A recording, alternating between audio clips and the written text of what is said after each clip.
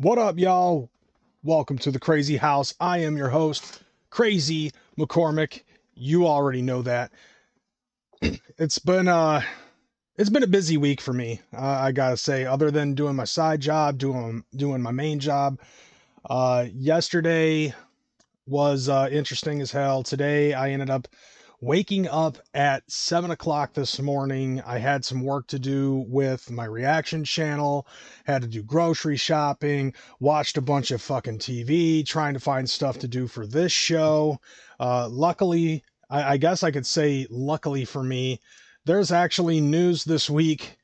I gotta set it up for the next one, but it appears to me like there's not enough information for for me to actually make this an exciting show.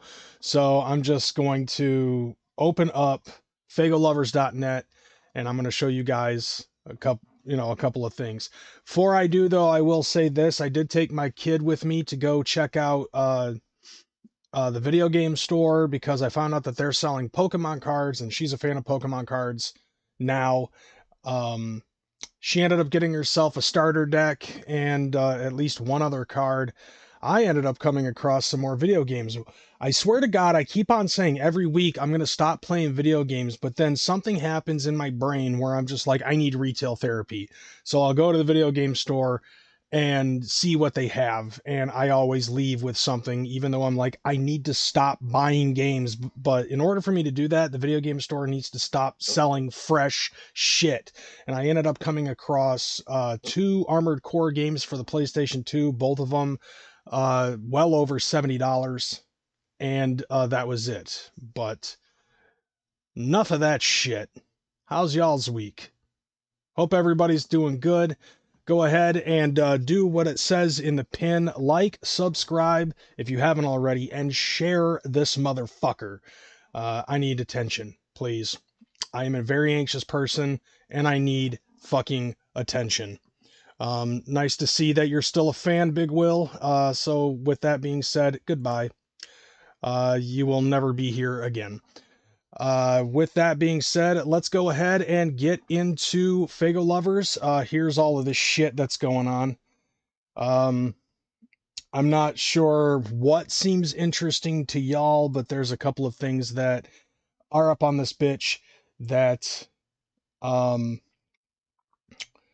happen or are going to happen. One of those things. Anyways, Dirtcore releases Drown Me and Lies singles from Crossworm and Grounds. Now, that's not something that I am recognizing whatsoever. Let's see. New supergroup formed with King Gordy, Liquid Assassin, Lex the Hexmaster, Killa Capone, and more. By the way, I'm just reading the headlines. That's about as far as I'm going with this. But I definitely recognize some of those names. Obviously, King Gordy. Liquid Assassin is a name I haven't heard in a while. Lex the Hexmaster, obviously, from M&E. Killa Capone, doesn't sound familiar. Let's see, this one. Let's see, Lamented Fest 2 announced with Free Will, Rozakelt, never mind. King Gordy, Welcome to the Horror Show, Massachusetts show announced. Okay, so let's see. Yeah, it's another King Gordy thing. This I saw, which I almost thought was interesting, which was Kung Fu Vampire announces November 2024 Northwest concert dates, but it's only like 3 dates, and they're like in Montana, Wyoming, that type of shit. Alazul Ilu's Freakenstein single is out, and these are all things that were posted yesterday, by the way, like so far that I've seen. Let's see. Get your Wicked on with the brand new season of the pumpkin style single from Alazul Ilu entitled Freakenstein. Fans can support Freakenstein via Apple. ... I don't really want to get into it.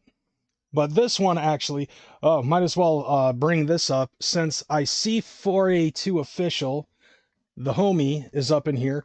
Low-key Mission Infect launches serial killer cereal. Oh my god, that's actually... Okay, so that one's actually interesting. That one I have overlooked. Serial Killer Weekend. So there's 4 different types of cereal. Chaos, Crunch, Camo, Rabbit Shit, and Bloody Bits. Limited to 54 mini... So they're basically like 4 small mini boxes of cereal. Like the stuff that you would get for breakfast in the mornings. If you were lucky enough to get breakfast at school. Yeah, and that shit sold out on the first run. He dropped 50 more though, but they are super limited.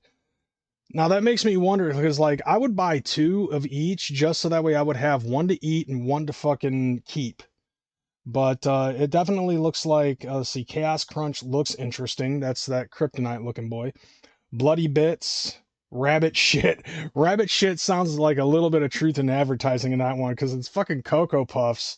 But it's like like if you've ever seen a rabbit shit, like rabbits actually shit out little fucking pellets like that.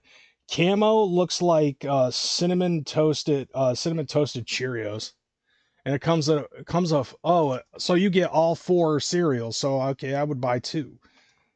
Yeah, because I bet you that the fucking Shadowlanders would definitely want that. I don't know what they're fucking called. That's what I'm calling them. But anyways, yeah, you can go on the Shadowlands web shop, shadowlandshop.com, and you can see if you are lucky enough to be able to get one of them motherfuckers. But other than that, dude, I try not to fucking base all of my fucking news on solely Faygoluvers, but unfortunately, they are the #1 fucking fan site for everything that is horrorcore, or at least almost everything that is horrorcore. Since I brought up the serial killer cereal, because like we're all fucking fat kids, we all like cereal. It looks like this one, 10th anniversary of Loki's Mission Infect, The Book of Time, is out now. So you'll probably see that if you also go to shadowlandshop.com. But there is one that I wanted to really put focus on, which is this thing about Jelly Roll supposedly exposing the music industry. And that's where the beginning of our fucking show comes in, aside from ripping off everything that is on Faygoluvers.com. So this is the tweet that Jelly Roll put out on October 18th. Learned a lot about how slimy the music business is this week, and don't worry, y'all. Don't worry, y'all know I'm going to expose it soon. This whole thing is smoke and mirrors, y'all. All that shit Russ be talking about is real. I know. Like, not to try to take any wind out of Jelly Roll's sail with this fucking tweet, but if there's anything we've learned from the Legend of Zelda yeah, if there's anything that we've learned from the Legend of Zelda, it's a secret to everybody. Like, everybody knows that the music business is bullshit. Everybody knows that. Like, and I think that this is just a theory of mine, but I feel like that like I've realized how shitty the fucking music business was and the music industry was behind the scenes when it concerns like major labels and shit like that from watching the movie Airheads. Now, a lot of people would probably make fun of me. I know that my best friend did when I told him that I looked at George Carlin as a good source of news and information about politics, and he actually downplayed it like, you're going to let a comedian dictate what you believe in politics? Well, yeah, because it's funny and it's informative. But like watching the movie Airheads, you see how sneaky and slimy the fucking music industry is. As juggalos, we already know how bad the music industry can be. Remember Mickey Mouse and all of the bullshit that Insane Clown Posse had to fucking go through? Jelly Roll, you as a fucking juggalo should possibly understand that. And knowing the differences between how you run your shit independently versus how things are run in, I don't know, Nashville. Yeah, there's a huge world of difference when it concerns those two entities. We already knew that it was a slimy business.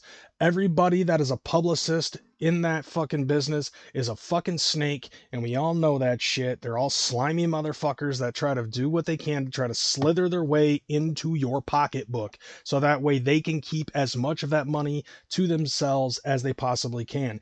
And even as an independent artist, you can already tell that just by taking a look at how much money you're getting from Apple Music, Spotify, YouTube Music, Amazon Music, or any other fucking entity where you're dropping your fucking music digitally.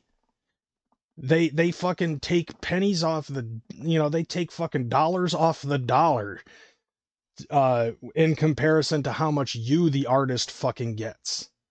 And we already know that. Like it's just a Google search away from trying to figure out how many clicks does it take for you to fucking get a certain amount of money. Like how much money can you get with 1,000 clicks on Spotify and YouTube Music, all that shit. I think every artist fucking knows about that shit. Personally, I think that every artist should get a little bit more money per click on their shit, but I'm not sure exactly how to fucking go about that because I'm not really a part of the music industry. I just know some shit, you know?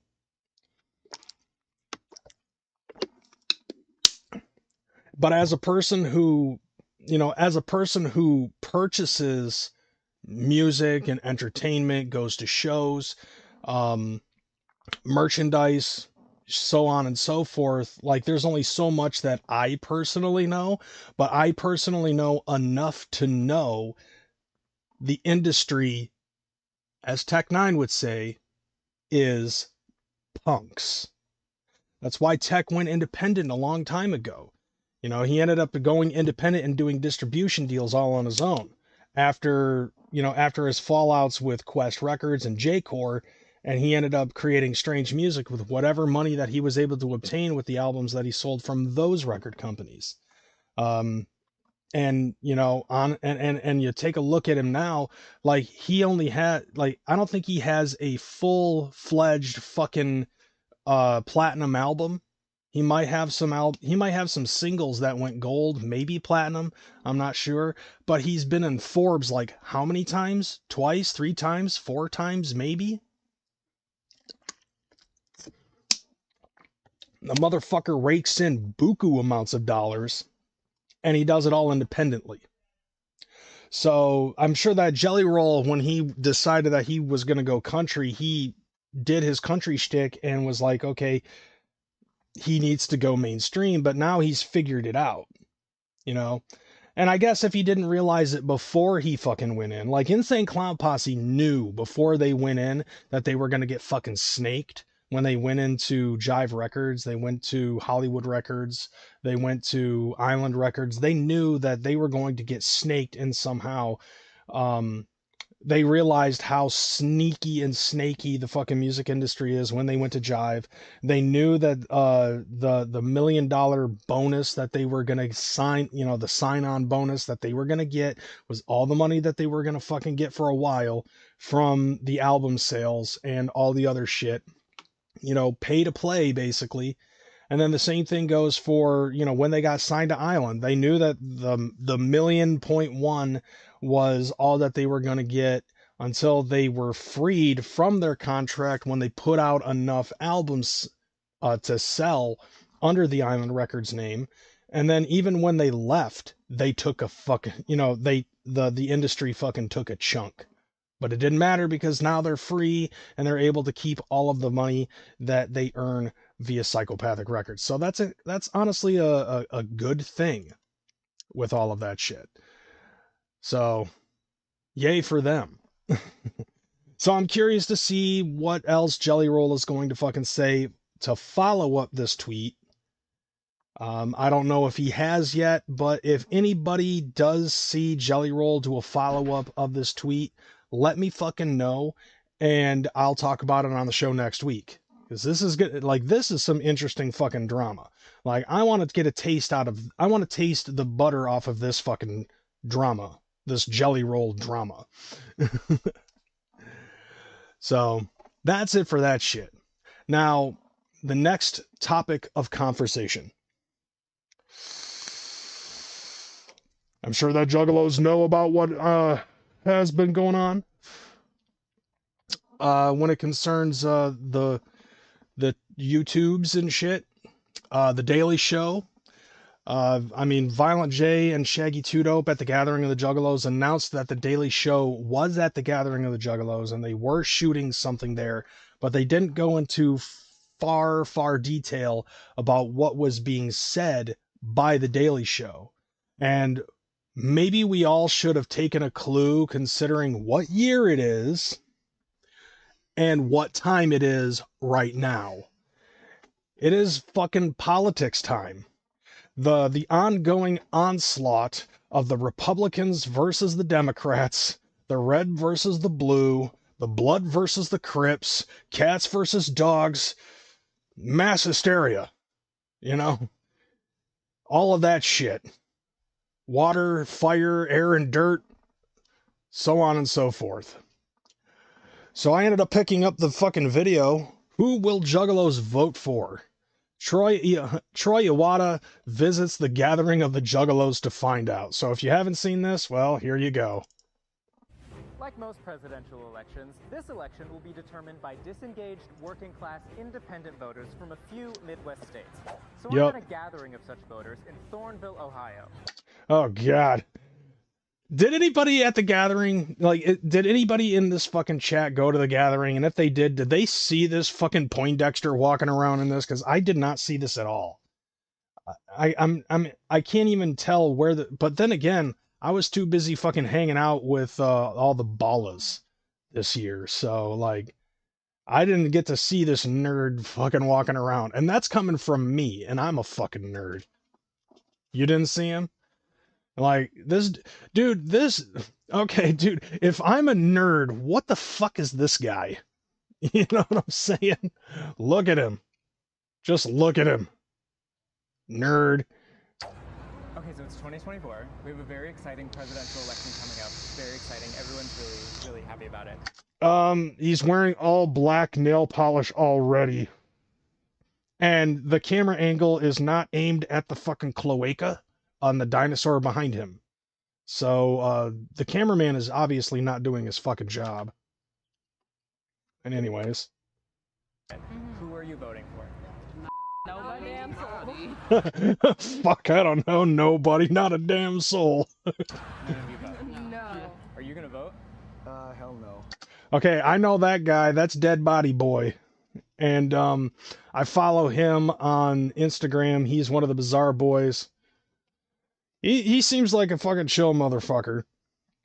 But yeah, he's not voting for anybody either.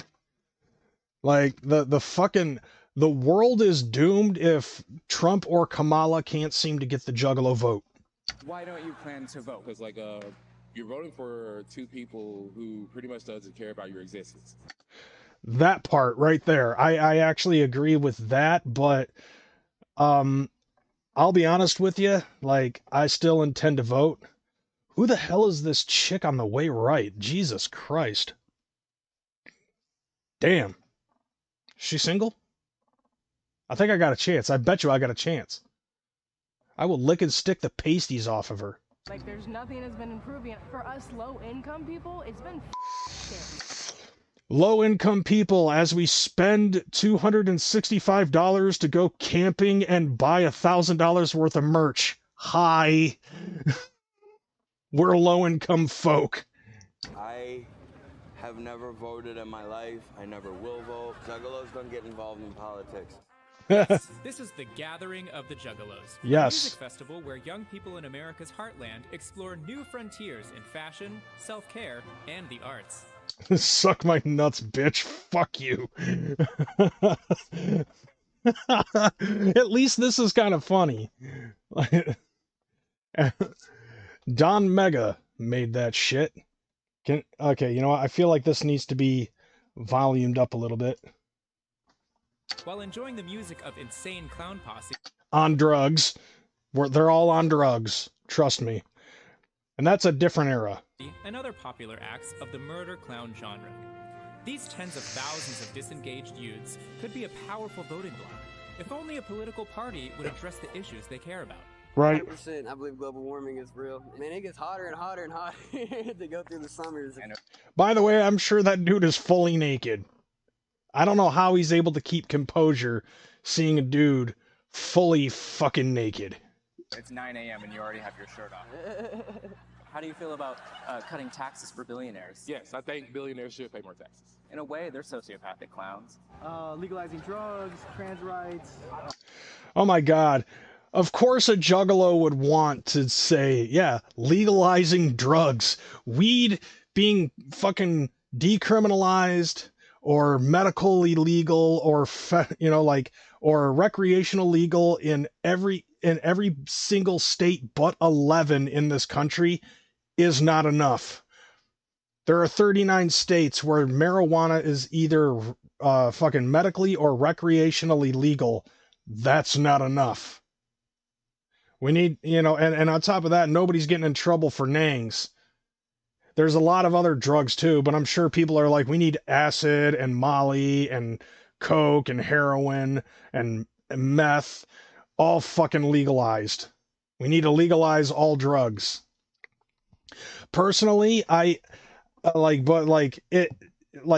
their mindset, and I'm sure in this guy's mindset too, if all drugs were fucking federally legal in all 50 states across the country, right, then he could smoke, shoot, swallow, absorb rectally, swallow, whatever the fuck he wants to do, and he would have absolutely no problem with it, right? Now, I personally believe that it's the exact opposite of that, and I had a theory about that shit. I have a theory that a vast majority of people who do drugs do it because they're fucking illegal. It's the rebel in everybody that does drugs, that only does drugs because they're not supposed to do it. So, and I came up with this theory like in 2005. I was like, if they were to recreationally legalize marijuana, there would probably be a lot less people who would enjoy smoking pot as much as they do now. The main reason why there are a lot of people that fucking do drugs, because there's no fucking, I'm doing something wrong here, I'm doing something I'm not supposed to do. It's the rebel in everybody that wants to smoke pot and fucking do a whole bunch of drugs because of the fact that they're not supposed to. So if you were to federally legalize every single fucking drug that's out there, where's the fun in that? Where's the magic in fucking doing drugs? Because you're doing drugs because you're not supposed to do drugs. So if you do drugs because you have the capability to do drugs, I think the only reason why you would continue to do drugs is because you're fucking hooked on that drug. That makes sense to me. It's the same reason why people fucking, you're not supposed to drink and drive. Well, people are fucking doing it, Some people are actually smart and don't fucking do it, but there's still enough people. But yes, Connor, that's exactly my point. The secret ingredient to drugs is crime. Going to jail for having it in your possession, being high, and shit like that, and having the police fuck with you while you're high, because technically the police technically can't fucking put you to jail for being high.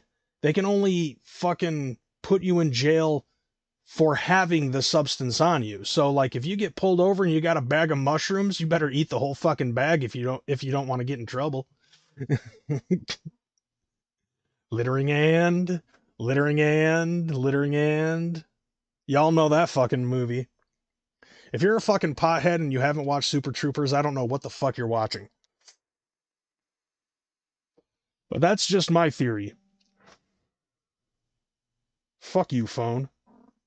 Being pro-choice, women's rights. I think our ethos are based upon however you want to be, you should be accepted. Oh yeah, sure. However you want to be accepted. Unfortunately, though, these days that means a completely different fucking thing. You know, open to acceptance and everything, except for the part where if you disagree with any of those ethos, then you are fucking outcasted from the outcasts that are fucking juggalos. And trust me, I've seen it a lot. But then again, you know, there is such a thing as juggalo justice, and there is also such a thing as we need to fucking bring gatekeeping back. Because there's way too many fucking people that come in the fold thinking that they can get away with shit that they can't normally get away with outside of the juggalo culture, and feel like that no matter what they do and how they act, they're going to be fucking accepted no matter what. Fuck all that shit. Fuck that. Fuck no. Fuck you. And get the fuck out of here. And if you got upset by that, you're probably one of the people that I'm talking about. Clown. If you want to be a trans killer clown, by all means, please do. I'm really glad that the killer clown community has opened up to the trans community as well. Oh yeah. Well, I mean, that's how it's always been, you know, like openly accepting to a lot of fucking people. That's just how the juggalo community has always been. Like, you know, like if you're gay, straight, bi, trans, whatever the fuck, you know, I don't care about your fucking sexual, your sexual preference or anything like that whatsoever. I've always been open-minded about that. That's always been a fucking thing for me. And the same thing, I agree with pro-choice. You know, it's your choice not to have the kid, but it's also my choice to have the kid, which explains why I have fucking 6 kids, because I can't stop procreating. But I love my kids. That's beside the point. I mean, I will say this, it is your choice to have that kind of fucking thing, but it is also my choice to look at you with the boombastic side eye if I don't agree with it. Especially strongly about abortions. That's women. That's our body. No one has control over that but us. We don't want to keep getting nutted in and having babies all the time. Like I like to be child free in my 20s. I'm gonna put that on a t-shirt. Okay, yeah, and you, the strong, independent woman, you're probably going to end up being single in your 40s, wondering where all the good men have gone, and blah, blah, blah. I don't know. I'm just trying to find something to say that's, like, snide. By the way. Yeah. Oh, that'd be a killer t-shirt.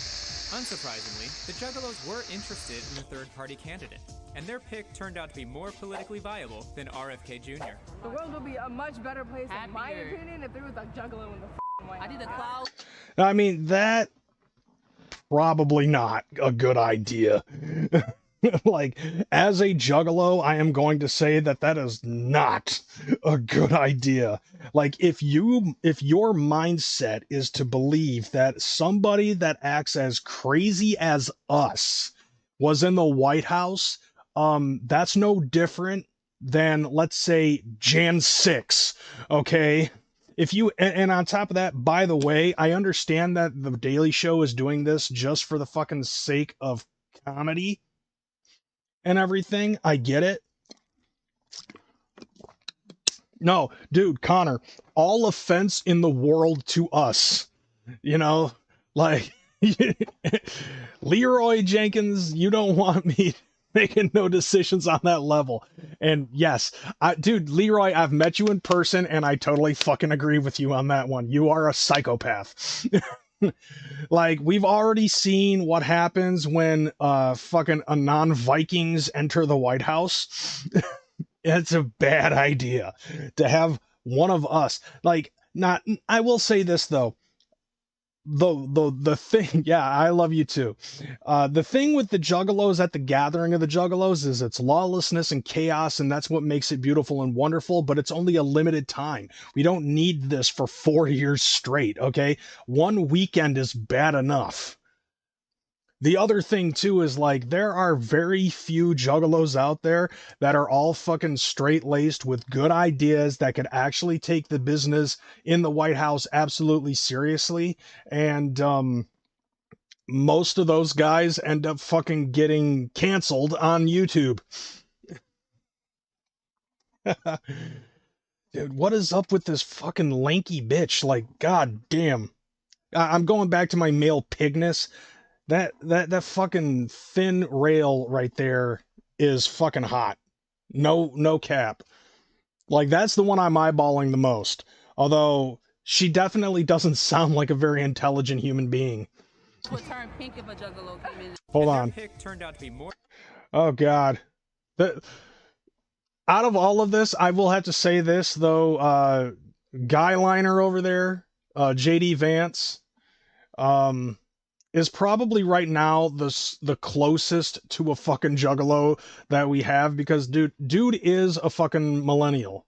Like, he is the youngest out of this entire fucking party here. Like, this entire fucking cast, JD Vance is probably the closest to being a fucking Juggalo as of right now. For one, he's my age, okay? For two, he's from Ohio. And Ohio is definitely one of those fucking spots. But unfortunately, his entrance theme has been some country fucking song. Like, no. Like, he needs to fucking come out to the Black Parade with that fucking guy liner. Actually, he needs to start coming out to that new Breaking Benjamin song, Awaken. Keep him away from your couch. There's my fucking campaign slogan. You can't have my couch. The fuck you thinking? Hey, I can't, like, Connor, keeping in mind, I too am a Jelly Roll fan. I do like Jelly Roll's music, both his rap and his country. I'm not gonna fucking front. I listen to some country, but, you know, and I'm a fucking Juggalo. JD Vance, as of right now, is probably the closest to a fucking Juggalo out of this entire fucking thing. I mean, you take a look at that fucking... Like, take a look at that stance, dude. He is straight mean mugging the fuck out of somebody right there. Like, you just put him in fucking clown paint, I guarantee you, he's probably fucking jugging. Like, in his off time, he could be, it is a possibility, he could be fucking jugging. More politically viable than RFK Jr. is the man, though. Like, I'll be honest with you, I was actually planning on voting for him. Worm brain and all. RFK Jr. The world would be a much better place, in my opinion, if there was a Juggalo in the White House. I mean, I said the same thing with the whole there needs to be a Juggalo in the White House thing when I was probably her fucking age. Like 10, 20 years ago, I said that same fucking shit. Now looking at it as a 40-year-old man, hell no. Because especially now, the Juggalo community has changed a lot in the last 10, 20, 30 fucking years. Would turn pink if a Juggalo came in. Honestly, I like how Violent J's mindset works. Okay. Yeah, oh, of course you do. I'd have them up in the White House. Oh yeah, that's like 100% fucking like the newy jug fucking mindset. Everything Violent J says is correct. But then again, a lot of people assume that that's how we were when ICP first fucking came out. I was going to vote RFK until he bitched out. Such a shame. Like, you got to keep in mind, you know, like, people who are like, oh, I think Violent J would make a good fucking president. Like, dude, get off his fucking nuts. Look, Dead Body Boy, all right? I understand you're gay, all right? But get off Violent J's fucking nuts. He's not that great of a fucking person. And that's coming from an old head Juggalo. You know, like, he's not... No. You want a fucking bipolar man fucking running the White House? We already have somebody who's mentally inept and has been running the country for the last 3.5 fucking years. Are you crazy?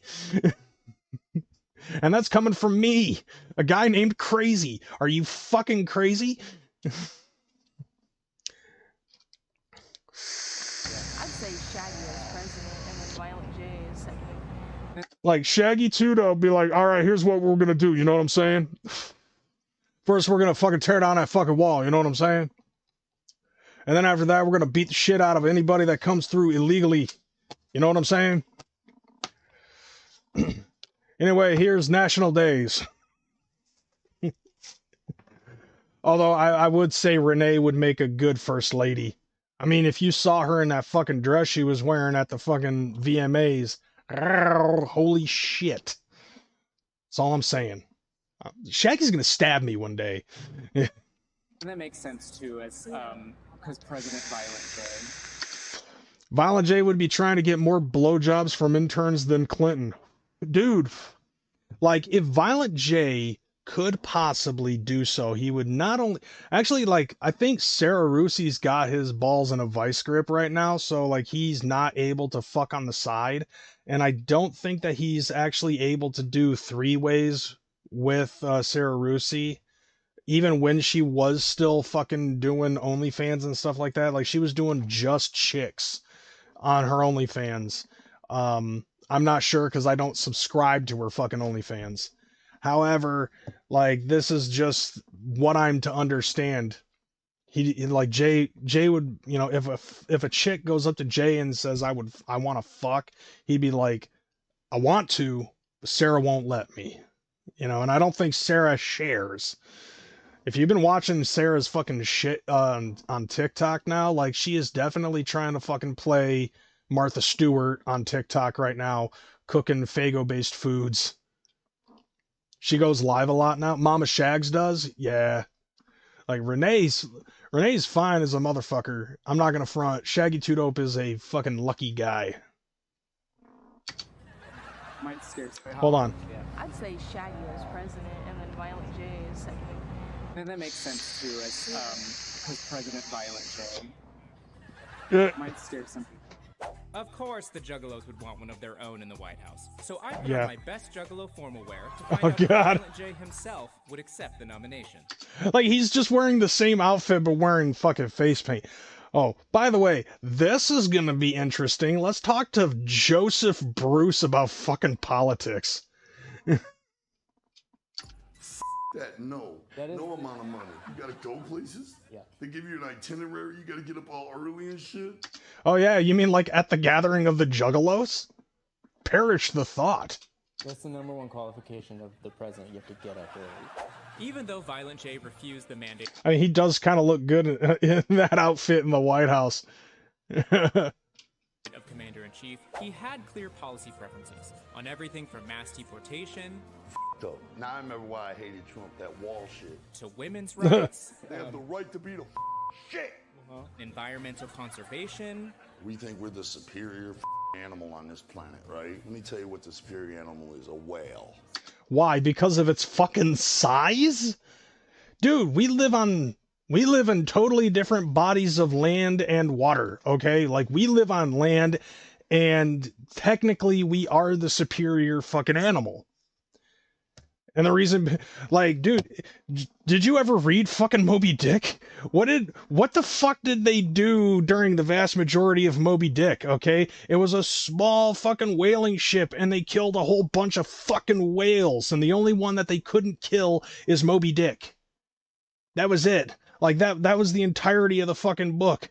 You think that just because one fucking sperm whale destroyed an entire ship of people in that fucking book, except for one guy, because one guy had to survive in order to tell the tale, obviously. Spoiler alert, I guess, for people who have never read Moby Dick or never read Juggalos. But I'm just basically putting that out there, you know? Like, this is what an entire ship crew of people did with, you know, behind Captain Ahab. Was all they did was they just fucking wailed and killed whales. Okay? Just like a small fleet of men on one ship killed at least 20 fucking whales. So, come on, bro. What was that tangent about? And why is he looking at Jay like that? Like, the look on that dude's face is like, I want to make love to you for an extended period of time. I have a voracious appetite for clown penis. That's the look on that dude's face. Hold on. Let's go back to this and let's start all over because I'm sure that there's other things that Jay said that I can shit on. Mandate of Commander-in-Chief, he had clear policy preferences on everything from mass deportation. So now I remember why I hated Trump, that wall shit. Okay, first off, the wall. The idea behind the wall was to have illegal immigrants to stop fucking coming through the border. And if you haven't been paying attention in the last 3 years, from the time that this was shot at the gathering of the Juggalos, bro, there's been a lot of fucking illegal immigrants coming in. Like, it's okay to have people to come in, and I'm sure that that's been said plenty of times. However, there is a legal process in which you have to take in order to come into this country and become an American citizen legally. Just crossing into the country does not necessarily make you a citizen of the United States of America. This is an educational show now. To women's rights. They have the right to be the shit. Because I like their vaginas. Environmental conservation. We think we're the superior animal on this planet, right? Let me tell you what the superior animal is, a whale. It's the biggest. And progressive taxation. My mom said the Democrats basically are saying less taxes on the poor, more taxes on the rich. You want to know how they're putting less taxes on the fucking poor and more taxes on the rich? I'll tell you exactly how that fucking works. You take the fucking poor people and you put them in fucking programs that are run by the fucking government who tell you how much money you're able to have for the entirety of the month. And you can't ask for more. And if you try to make more, then they take it away. The idea behind that shit, whether it be SNAP programs or WIC or any of that shit, is designed specifically and solely to control the fucking poor. Why? Because if they have the ability to fucking take it away, then they have the right to fucking secure your vote to continue to run for Democrat. Because that's what they want. Democrat wants more government control over the fucking American citizens. The Republicans, on the other hand, want less government involvement, blue collar fucking people. Now, let me ask you this, okay? Taxing the fucking rich and all that other shit, okay? Why is it that if they want to take more money from the fucking rich people, don't you think that they would want to make sure, as a rich person, wouldn't you want to make sure that you're able to hold as much money as you can indefinitely? If the Democrats want the fucking, and I'm not talking about whether or not it's a female president, I'm talking about the fucking political party as a whole. Don't you think that it would make more sense for more fucking average Joe fucking poor people to be on this, to be on these fucking platforms talking about why they would prefer to have a Democrat in the Oval Office rather than a Republican because of the fact that they get taxed less, rather than having people like Julia Roberts and fucking Billie Eilish and fucking George Soros and all of these other fucking rich millionaires and billionaires basically telling you to vote Democrat because they are going to get taxed more. And they never say that. They never fucking mention that, by the way. I've been watching a lot of stuff on TikTok, and a lot of the people who have, that are in the celebrity forefront in Hollywood and New York City and all of these other rich motherfuckers that keep on popping up, they basically they have nothing to say except for the hope that their celebrity is going to help secure a vote for the Democrat. But at the same time, they never fucking talk about how much they're getting taxed because of the Democrat policies. Oh, dude, I watch TikTok every fucking day. But like the fact is like, like the thing about it though is like a lot of these programs that they put into play for the poor people and the fact that the rich are not getting taxed like they should is affecting the middle class. And the middle class, to be totally honest, has been diminishing in the last 3 fucking years. So I mean, if you really think about it, don't you think it's kind of interesting how fucking gas prices and grocery prices and all these other fucking prices for everything has been going up? The fuck, you know, like the money that has been in the fucking government has been given out to the wrong fucking shit when we should be focusing on our country because, well, we just got another $2 trillion in debt since the beginning of the fucking year. You know, like that's the thing though, is like, I'll be honest with you. Up until recently, I want to say probably since like maybe 2020, I really didn't pay much attention to fucking politics. There wasn't really a whole lot that I paid attention to. I remember telling a coworker of mine back in like 2004, 2005 that I don't pay fucking attention to any politics. I don't know who to vote for. I don't pay attention to what's going on over there. But after a while, I started to fucking wake up. I started to fucking wake up and started paying more attention to what's going on in the political world, because a lot of the things that are going on in politics and money and all of that other shit really affects the way that we live. You know, I remember back when I was a teenager working at fucking McDonald's. Yes, I actually worked at fucking McDonald's. A fucking Big Mac meal cost $2.99 plus tax, a total of $3.17. Now it costs like $11 and some change in order to get the same fucking meal. And they also downsize the amount of fucking liquid that you get in a pop. The pop's not even a fucking dollar anymore for any size. You know, they got rid of the fucking supersized meal. They got rid of the biggie fries at Wendy's. You know, there's a lot of other shit that I've been noticing. And it's like, how do we fucking reverse this? How do we change this? How do we fucking put money back into the fucking deficit? You know, there's some people who at least have some idea about what the fuck's going on and what to possibly do.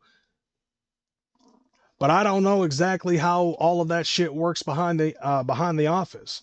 But from some of the things that I am hearing, you know, I'm liking what I'm hearing. More money in my fucking pocket sounds like a good plan to me. You know, and then the possibility of fucking bringing down gas prices sounds good to me. The possibility of fucking bringing down fucking groceries sounds good to me. And then all of the other mudslinging that's fucking going on, that, like, a lot of the mudslinging is just bullshit. And not to mention, from the last I heard, that's not supposed to fucking happen, but it happens every 4 fucking years. What did you miss? Not very much. We're only on the second segment of the day. I'm assuming you pay taxes. Up the anus, and I'm happy about it. I pay double what they ask. I was starting to get a sense of where Violent J stood on the issues. But did the head of the Insane Clown Nation see himself in any of the candidates to lead our... What did I fucking talk about? JD Vance in fucking clown makeup. Okay, I'm curious to see what Jay has to say about this. Insane Clown Nation? A little pussy hole-ish on the fact that he refused to paint his beard. No, he did paint his beard. He painted the whole beard black. You know what I mean? Yeah, he's a pussy because he didn't paint his beard. A pussy hole. What about good old DT? F him. Oh, yeah. Yeah, just right off the rip, TDS. And if anybody doesn't know what that is, that's called Trump derangement syndrome. There was actually somebody else who I saw who, I don't remember what it originated as, but the idea basically is that you have a mindset where you are so fucking deranged at the sight or sound of a specific person. And it was originally a different president, but since Trump has been in politics, it has turned to Trump. And there are so many fucking people in this country that I have noticed that literally don't vote for the Democrat. They're voting against Trump because of all of the stuff that they heard in mainstream media. CNN, ABC, MSNBC, you know, so PBS, so on and so forth. And it's to a point, and it's unfortunate. But since we're on the topic of politics, it might as well be put out there, because let's be honest here. This is something that I used to do all the time with Savage Jesters, because that's what I wanted to do on that podcast, was to talk fucking politics from the perspective of a fucking juggalo. And from the perspective of this fucking juggalo, I have noticed that there are so many fucking people. I don't know if anybody ever fucking noticed this, but there were so many fucking dollars that were given to like the NAACP or whatever the fuck from Donald Trump before he became president or even tried to run politically for office. You want to know who loved the fuck out of him out of that? Reverend Al Sharpton, Jesse Jackson, Oprah Winfrey, fucking everybody on The View. Everybody loved that fucking guy until he's like, I'm going to run for president of the United States of America and it's going to be huge. And what happened? Oh, all of a sudden he's like, we need to fucking build a wall in order to keep the illegal immigrants out, or at least reduce the numbers, you know, to try to keep this country safe. Oh, he's a racist. He hates Mexicans. No, that's not true. As a matter of fact, I'm pretty sure he secured a lot of fucking Latinos in that, you know, voting for him. You know, the Latinos that live in this country that came here legally, you know, there were still a lot of, well, not rude boy, but still a lot of fucking Latinos, especially the ones that live on the fucking border. You know, but like then they're like, oh, he's homophobic. He don't care about gay shit at all. Like, he don't care if you're fucking gay. You know, oh, he's racist against blacks. No, did you not just hear the part that I said about fucking the NAACP shit and all the money that he fucking did all of that? Like, he forgot the accordion hand gesture though. Yeah, and also the hand pinching, but my hands are too big for that kind of thing.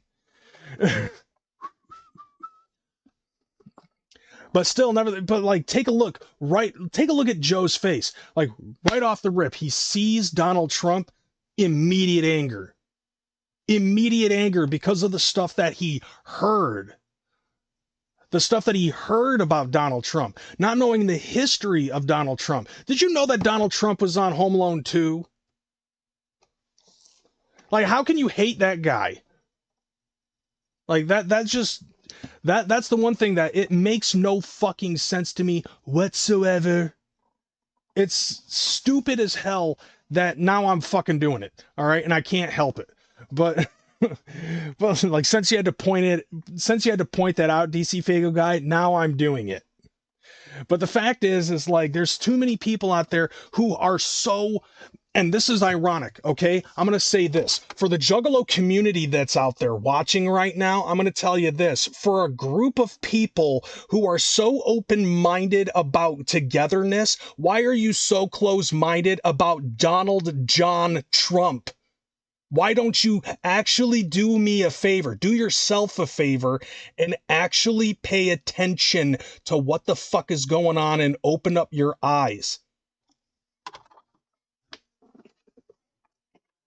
Okay, so that's my shit, all right? That's the shit that I'm fucking wanting to put out there. The reason why I say this is because everybody just hears hearsay, rumors, speculations, hithertos and why-fors about the man without actually taking a look at the information for themselves.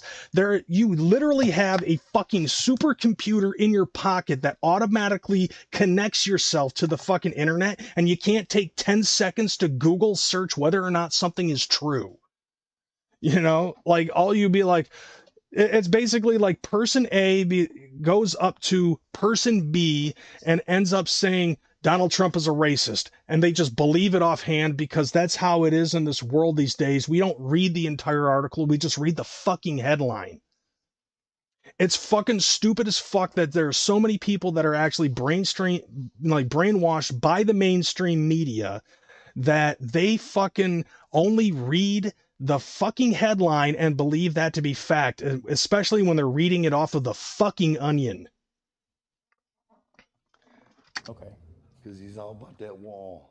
Oh, the wall that people have been fucking crossing for generations and generations and generations and not doing it fucking legally.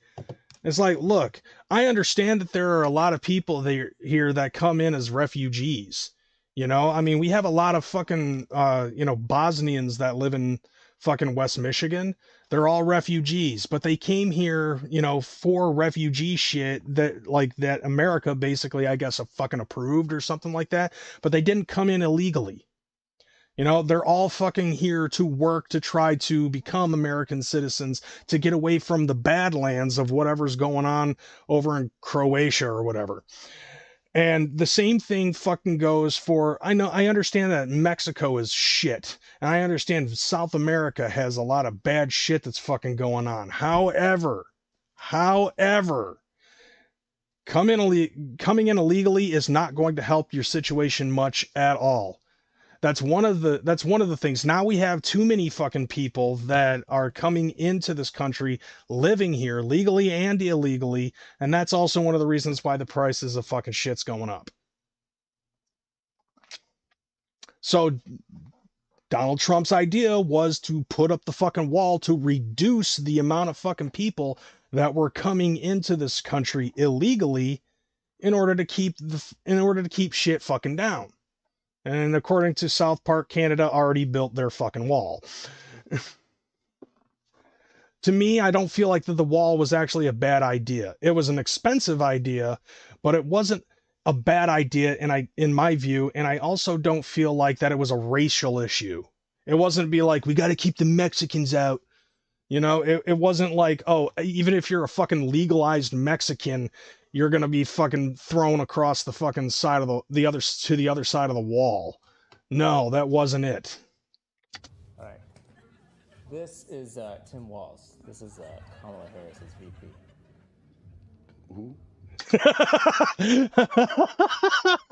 That I liked. That's the funny thing. That right there is the whole... That right there, I think, is the answer to anybody who votes blue no matter who. It doesn't matter who's a Republican. We're voting for the blue guy, okay? And in this case, you've got this fucking dingleberry-headed motherfucker that is... Okay. Because he's all about that wall. No. I mean, that's not Tim Walz, but... This is Tim Walz. This is Kamala Harris's VP. I mean, look at him. Jesus Christ. How does he make Violent J's fucking face paint look so goddamn PG? Kamala Harris is her VP. Who? Yeah.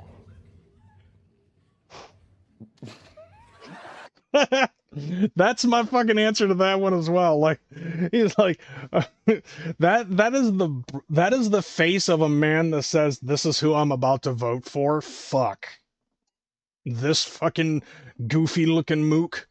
I'm absolutely opinionless on that man. All right, last we have Kamala. I want her to win because she's a Democrat and I love my mom. Like, I get that to a point and not to a fault. But I love the crowd reaction on this one. Okay. I see it. All right. That's a view. Aww. I mean, don't get me wrong. Like, his mom recently passed away, I believe. And, his mom, I'm pretty sure, has always voted Democrat, for hunger barrel reasons. However, me personally, look, my mom, yes, because I live in my mom's basement, my mom is a fucking full-fledged Republican. She votes red no matter what. However, there have been times that I decided that I was not going to vote. Like, I was able to legally vote when I turned 18 in 2000. After we already got fucking, George Bush, right? So in 2004, it was the first time that I was able to vote. I voted for George Bush because a friend of mine convinced me that a president has an 8-year plan, and in order for them to finalize their plan, they have to have that second term back to back, right? So he was like, his theory was that if George Bush did not win that second term, then we were going to have somebody else come in and fuck up his plan. And, then he would possibly have to come in 2008 to finish his second term. So might as well just let him finish his final plan. Well, I'm sure that his plan was going just fine until, September 11th, 2001, and then after that it was like war on oil and having to fucking go to foreign countries to take oil from everybody else because, you know, we're very skittish about picking up our own fucking oil resources in this country. We have to get it from everywhere else for some fucking reason. Even though we have a lot of it in our own fucking country, just talk to Alaska. However, like, he obviously won that, and we had 4 more years of dog shit, even though I was not a fan of everything that was going on during that time. And then in 2008, here's a kicker. Okay, so we have, you know, fucking Barack Obama. So we got Barry running, right? I voted for Barry. I voted for Barack Obama. And the reason being was because there was this one little thing that he fucking did. I came across this little article. You know, I came across this fucking article where he compared, or his publicist or someone compared his viewpoints on certain things that fucking Juggalos talked about. You know, that at the time Juggalos were pro-choice and, you know, openly accepting of other people regardless of their age, race, color, and creed, you know, like we bring it, you know, we're very inclusive and shit like that. And apparently Barack Obama was very inclusive about all that shit though, and he ended up winning. I voted for him. Also because he's black and he was like the first black, you know, we wanted him to be the first black president. So yeah, I guess you could say a little bit of racism with that one. I voted for him primarily because he's black.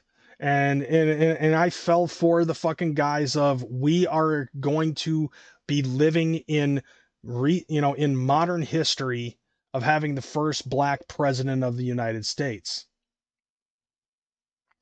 And he was president for fucking 8 years. I voted for him for his second term. Then Donald Trump and Hillary start fucking coming into play, right? Now, of course, all of a sudden, everybody in the world fucking hates Donald Trump.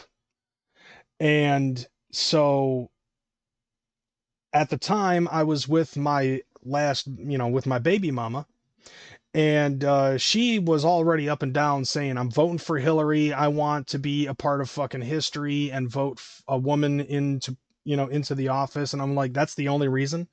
And she's like, well, also because she's not Donald Trump and she won't build that fucking wall.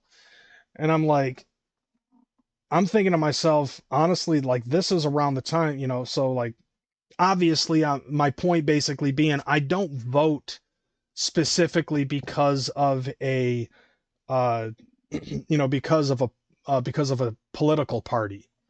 I think that's the magic of living in a fucking swing state, such as Michigan. Like, we are a swing state. We are a battleground state. And I don't think that we have to really register as a Republican or a Democrat in the state of Michigan.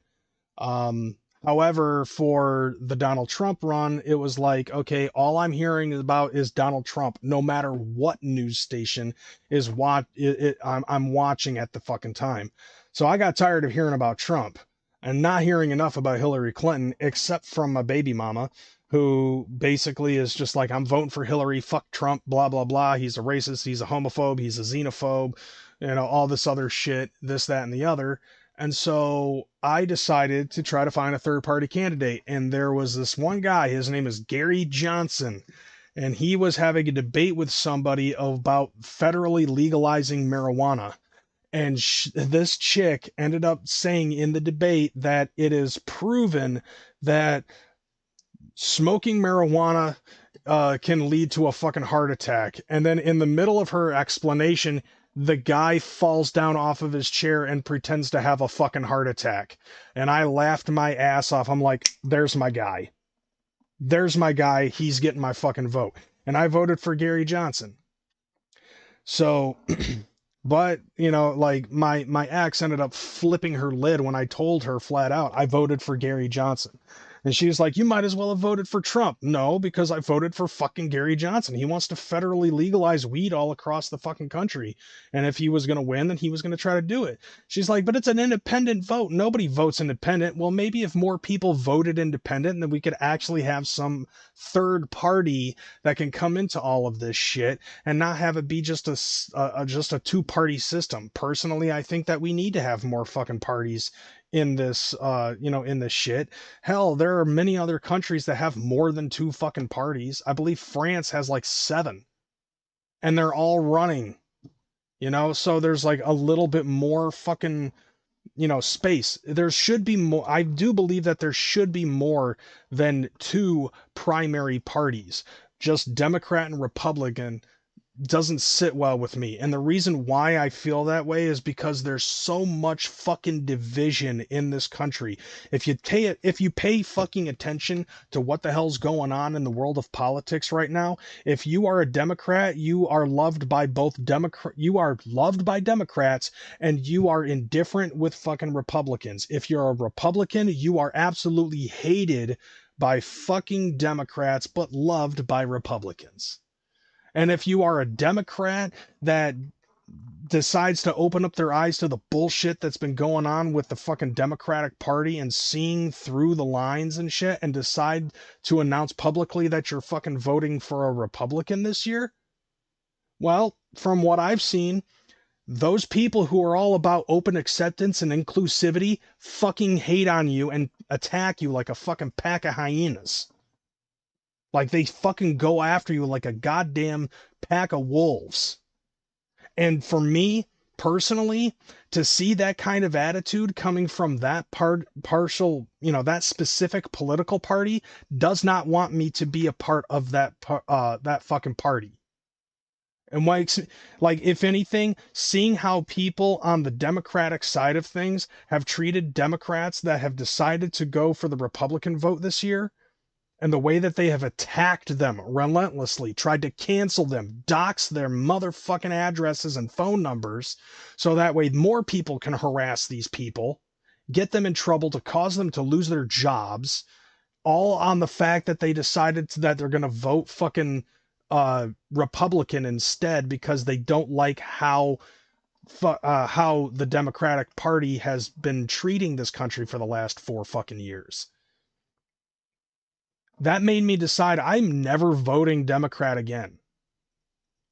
And personally, I hope that there's going to be a lot of other people who will share that same sentiment in the next few years.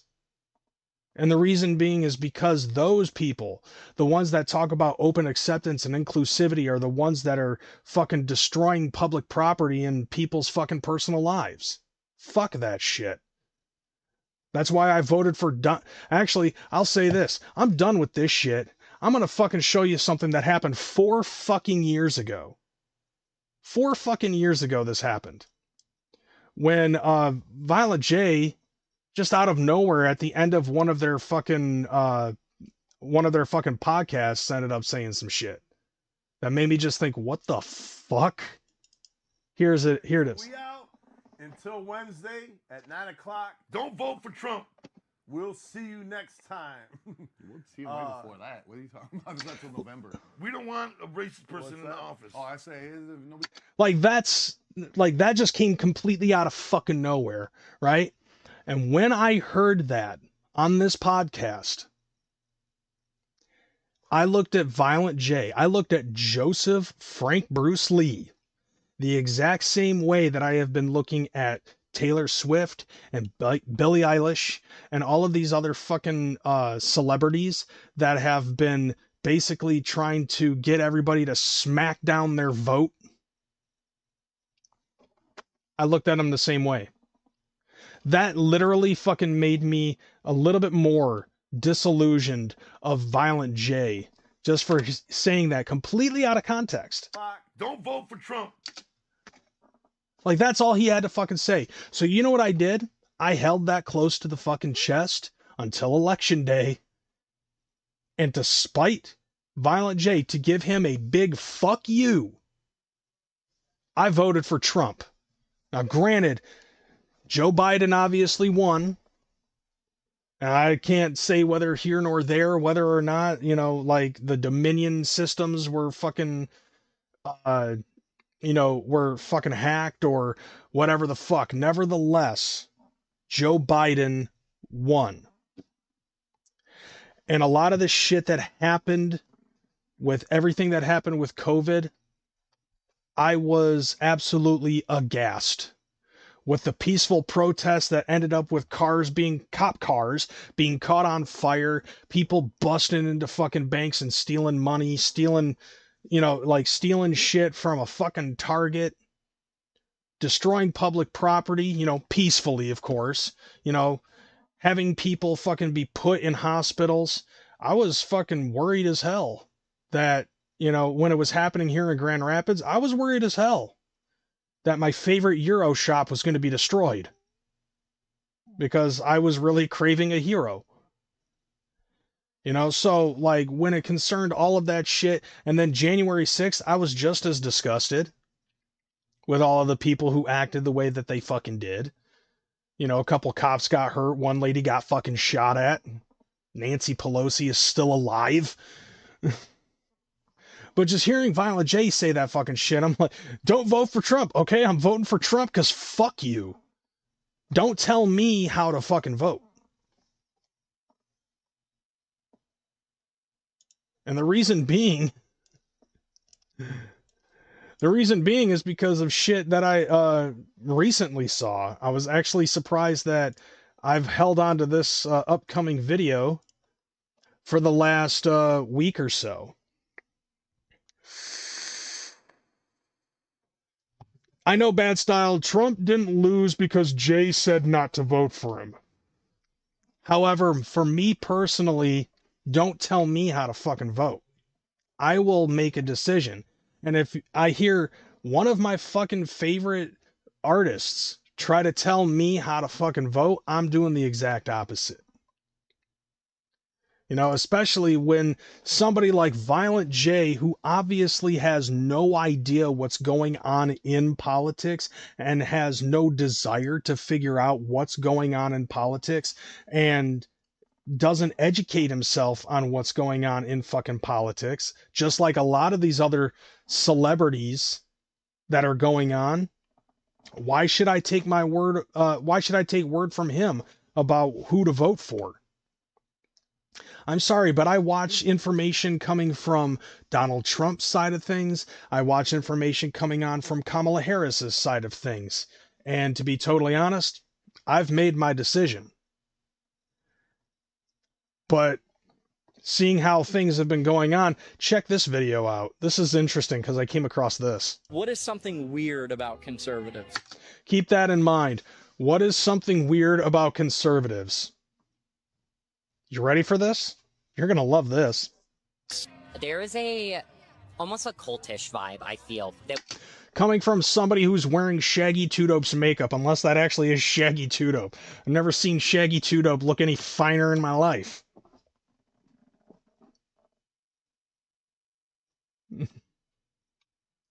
It's almost like a throwaway line because the election was around the corner. Like, there, how do you like that?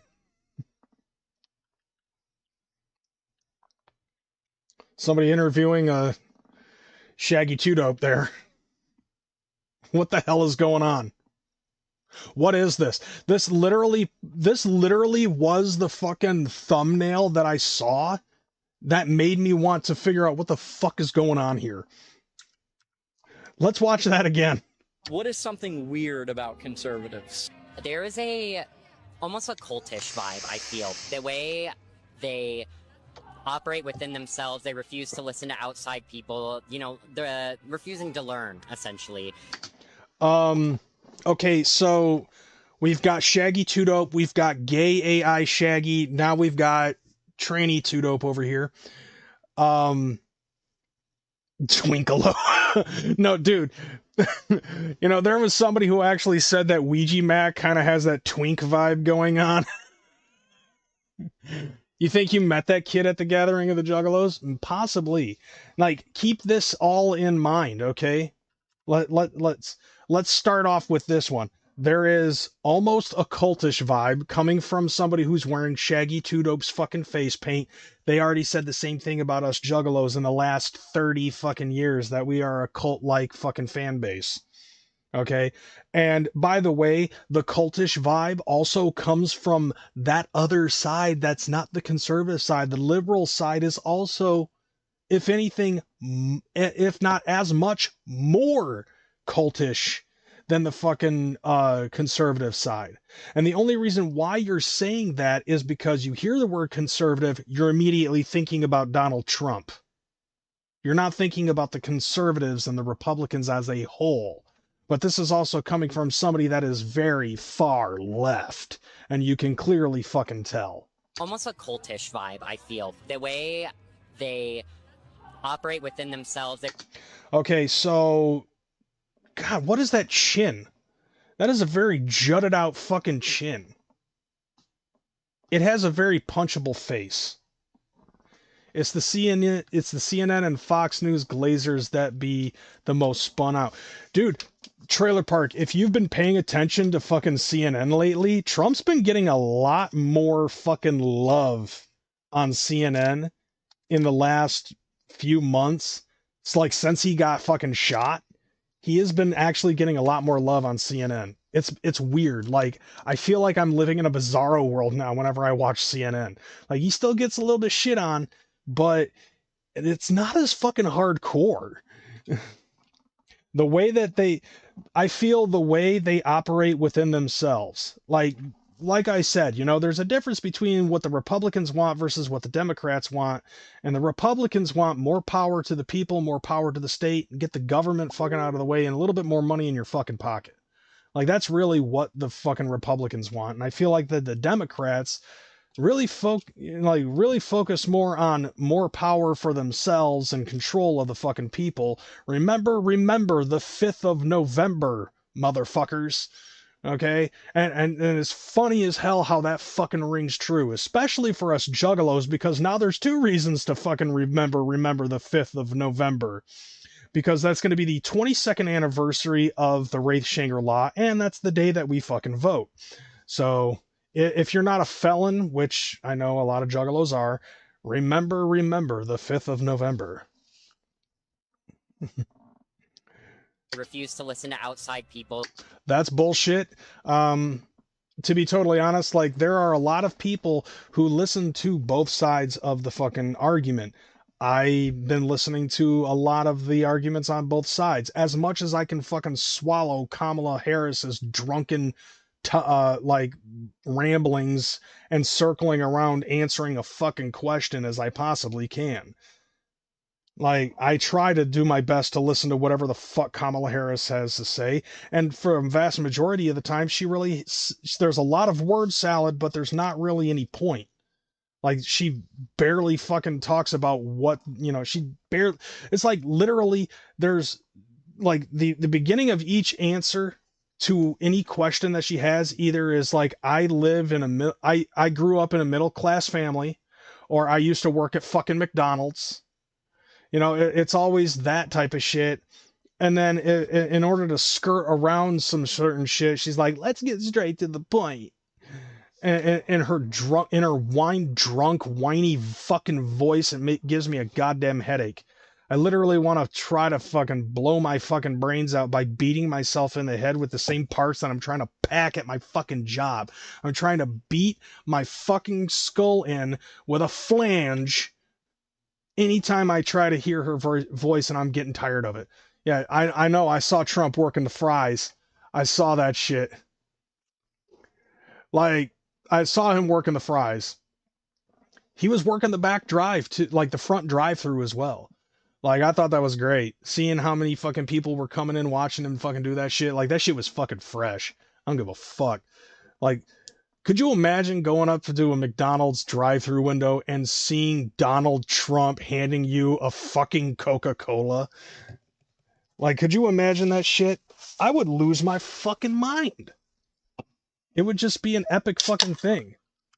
But literally, this is all that I wanted to show. Well, you know, they're refusing to learn.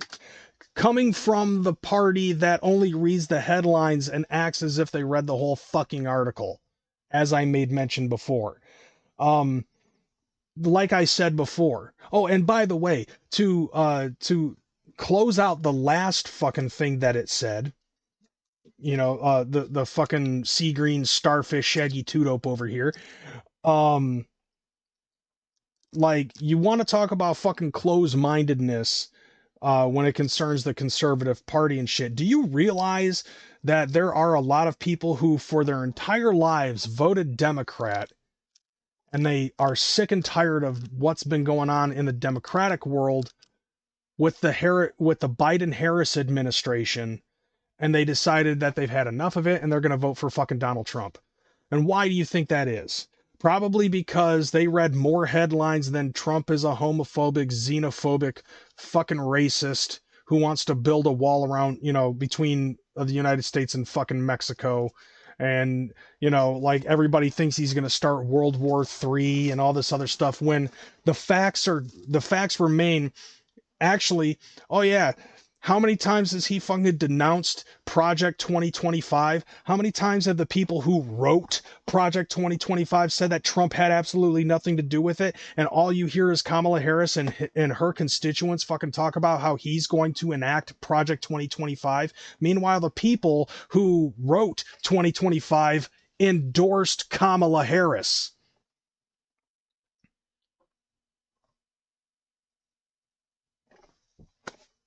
Anybody got a fucking argument for that?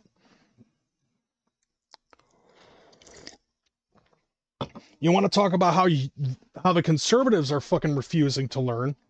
I guess that means that it's a good thing that I'm a fucking battleground state independent who is going to take a look at both sides.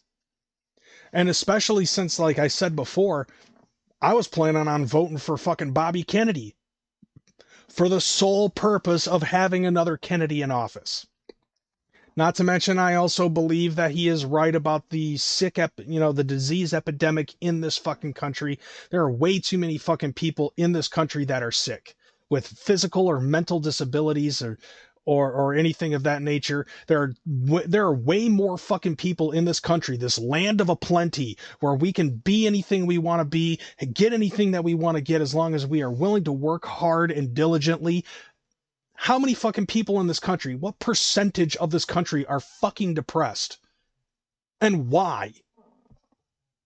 How many fucking people in this country have fucking diabetes? Why is it that it used to be like 1 in a million fucking people in the 50s and 60s were autistic, but now it's like 1 in every fucking 10 to 15 to 20 fucking people that are born with autism? You want to talk about refusal to fucking learn some shit? I've been learning more shit about fucking politics and what's going on in the world in this last year than I have in the previous 40 years of my fucking life. And it's insane how much fucking shit I've fucking learned.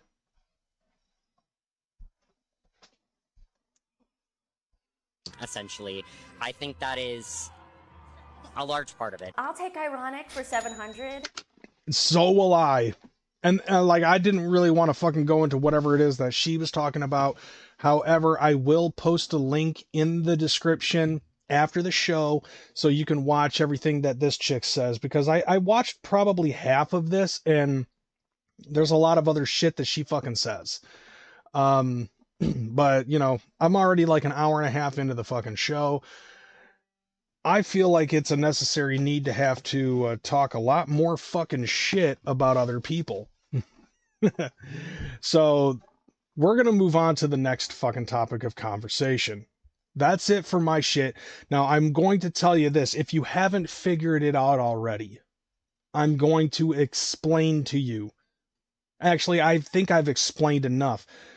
If you haven't figured it out, who I'm voting for this fucking year, and I said this to a couple of friends of mine, that I'm probably going to lose subscribers. I said this in my post when I posted the Daily Show video, that I was going to talk about this, and I'm probably going to lose some fucking subscribers because of it. I'm voting Trump. Once again. This time I'm voting for Donald Trump. And the reason why is because I was originally going to vote for Bobby Kennedy, and then Bobby Kennedy endorsed Donald Trump and stepped down from the fucking race. No, like, we're not gonna fucking continue on with the topic. Maybe we could talk about the topic at another fucking time. You know, maybe we'll continue this video in the next episode. But I'm definitely voting for Donald Trump. Now, I don't know much about fucking tariffs and all that other shit, but I definitely know that I can see that he has a fucking plan. And he has expressed his plan on a lot of his fucking rallies. His rallies are fucking bussin'.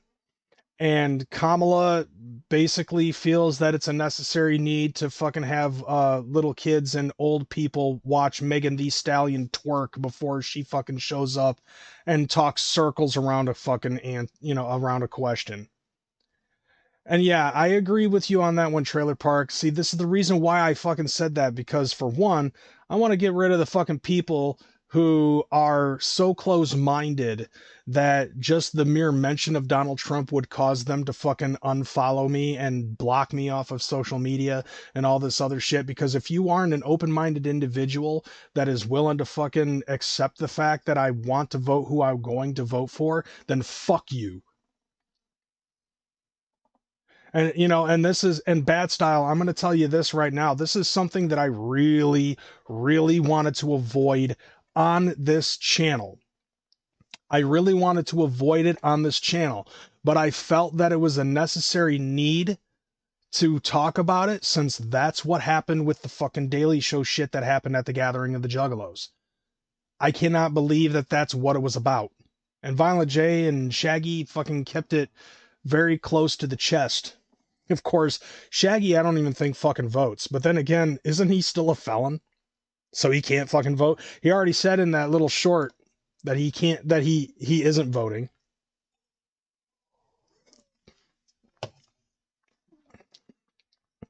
Exactly. And that's one of the main reasons why I want to vote, because see all that shit right there? See all this fetty? That's why I'm voting for fucking Trump. If Trump can promise me fucking money, which, as we can tell with the last election, there were no wars and there was a lot more money, and he actually fucking did the shit that he fucking said. I have been saying it for the last 2 years. I miss cheap gas and mean tweets.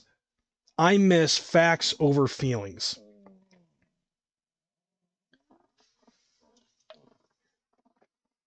And that I think is what this country fucking needs. Build the fucking wall. I don't care. Get all the money back that that this country fucking loaned to Ukraine. I don't care. Bring down the deficit that in a way, in any possible fucking way that you can. Bring more jobs to this fucking country, especially for all of those fucking people who illegally came here. You know, more housing, cheaper housing. You know, I got 6 kids right now. Hell, I'm 41 and I can't even afford my own fucking house. I'm busting my ass with 2 jobs in this to fucking try to save up as much money as I can. I don't make as much money as I would like to on YouTube, but I definitely fucking make money doing DoorDash, and all of that fucking money is going into my credit cards and saving up for as much money as I fucking can, because I want to be out of this house by July. If I can't make it by July, well, then I'll just have to continue fucking doing it until I can. But the fact is like with Donald Trump's help, I think that pricing will go down in housing. More houses will be able to be built. More houses will be able to be sold. Round and round and round and round it goes, and I'll be able to get my own house, and I have 6 kids who also will be able to get their own fucking houses. Even my 8-year-old. Okay? He just has to start mowing lawns, and before long, he'll be able to fucking own his own goddamn house. I'll vote for whoever it takes, whoever makes it so I can afford to eat and pay bills without selling all of my stuff. Yeah, I want to be, you know what? Make video game prices fucking great again. I just bought that fucking one game for $2,000. And I just bought like 2 more video games today that were like $75 to $79 each. Make video game prices great again and put more money in my fucking pocket. Make it easier for me to be able to save fucking money, especially since no taxes on the fucking tips I'll be getting on DoorDash and no overtime that I'll be working at the fucking factory job that I'm working at right now. That sounds plausible to fucking me. What's the Democrat side fucking doing? $1 million fucking what is it? $1 million forgivable loans up to $20,000 to any black person who wants to start their own fucking business. So there's going to be about 500,000 new fucking record labels coming out.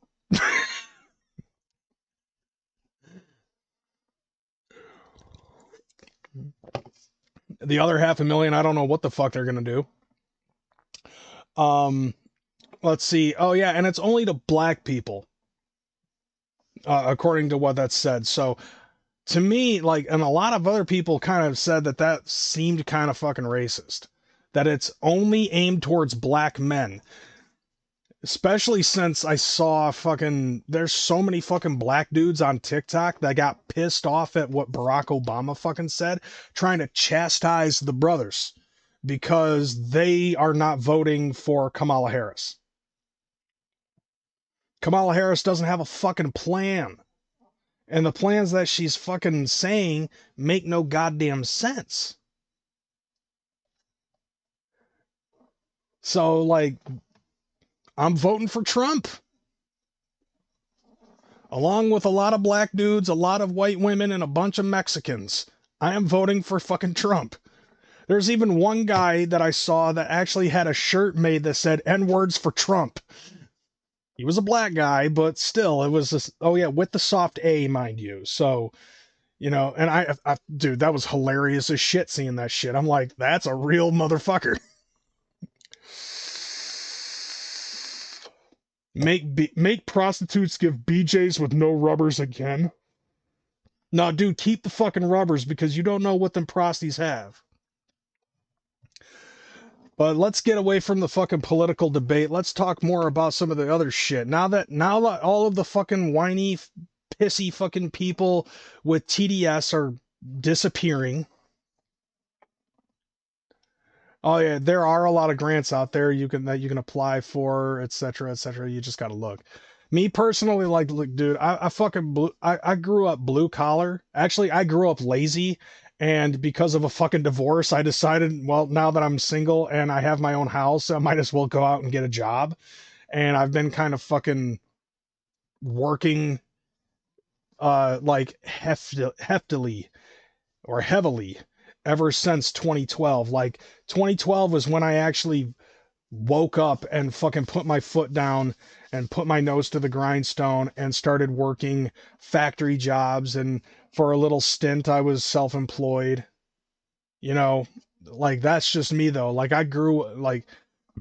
I started to fucking go fucking straight up blue collar, and I personally believe that that's the best way to go.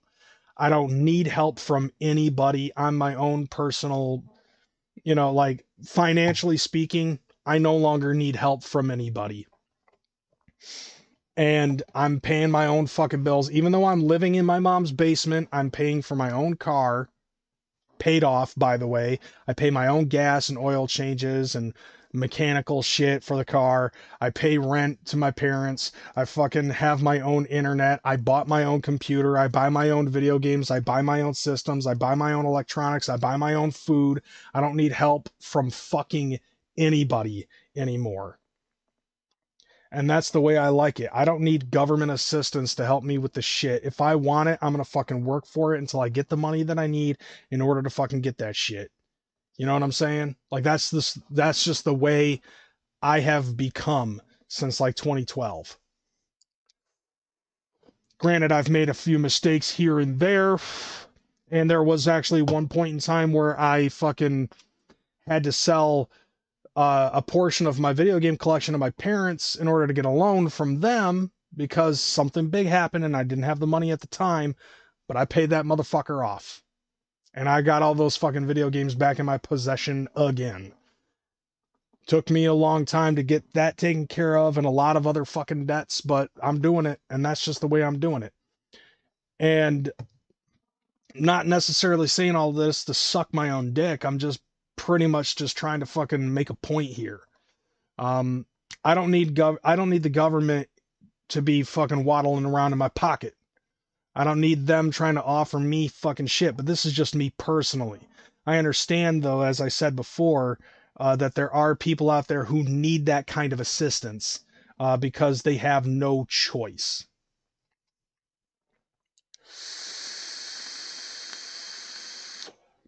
Will I be talking about the Train of Terror Tour convoy tonight? I got the golden ticket as I'm a little lost as to the entire event. I'm not sure about what's going on. I didn't have any plans with it. I figured that everybody that was going there with the fucking golden ticket was going under the assumption that they knew what the fuck was going on. I don't know, maybe you have to show up there at 3 o'clock and then after that it's just following the clowns. I'm never giving away my PS2 like ever. People had to fight me for it because it's my favorite console as a kid. Fuck the government. No, the government ain't gonna fucking hijack your PS2. But then again, I'm also a selfish motherfucker and I got like 20 different fucking gaming systems and they're all mine. But nevertheless, let's move on. I wanted to get into this next thing. We're gonna talk some shit. Other than the fucking government shit, let's talk about some fucking Juggalo haters. Like we need to, because this is like one of my favorite fucking segments, which is talking shit on Juggalo haters. So this upcoming video that I'm about to play actually I guess got the attention of the homie Warlockside. And there were some other ninjas that has probably seen this video. This video is about like 3 years old, and it's coming from coming from a fucking creator called Jackal Gold Kick, and he also explains in his opinion, why Insane Clown Posse sucks. So let's get into that. What's up, YouTube? It's Jackal Gold Kick, and in this video, I'm going to be talking about why ICP, aka Insane Clown Posse, fucking sucks. I don't know if you realize this, but yeah, exactly, Mr. E. It's another Juggalo are stupid. What are you doing? Breakfast. It's that kind of mentality. So yeah. First off, I think everybody out here knows that ICP stands for Insane Clown Posse. There is an ICP that is a cryptocurrency, but nobody knows what the fuck it is. Look at this guy. Nice basement, by the way. I have a better ceiling than this guy. I also have a better camera setup than this guy. Anywho. I never liked ICP. Good for you. Never liked this music group. Never fucked with them. They've always been whack, in my opinion. I do not like ICP. They're this music rap group with clown on they wear like clown face paint, and they try to be tough and scary and serial killer-ish. Okay. Let's see if we can unpack this. Tough and scary and serial killer-ish. So if you don't like ICP by those pretenses, then apparently you've never watched the movie It. Because that guy was tough and scary and serial killer-ish. Oh, bad style. By the way, if you have the chance, try to see if you can buy some fucking... There's a crypto that I've been wanting to buy for a while called Clout. So yeah, literally you can actually buy fucking Clout tokens. So if you buy any of those Clout tokens, you technically have more Clout tokens than all of my fucking haters combined. So, okay, if this dude obviously has like no information about Insane Clown Posse whatsoever. Like they don't try to act fucking tough. Like they literally fucking grew up pretty much in the hood, like fucking Del Rey, Zug Island area, You know, just because Violent J grew up as a high school kid and, you know, like when he was in his teens, like he was from Ferndale, he was born in Berkeley, you know, like some of the upper, you know, the lower middle class, I guess you could say suburban area.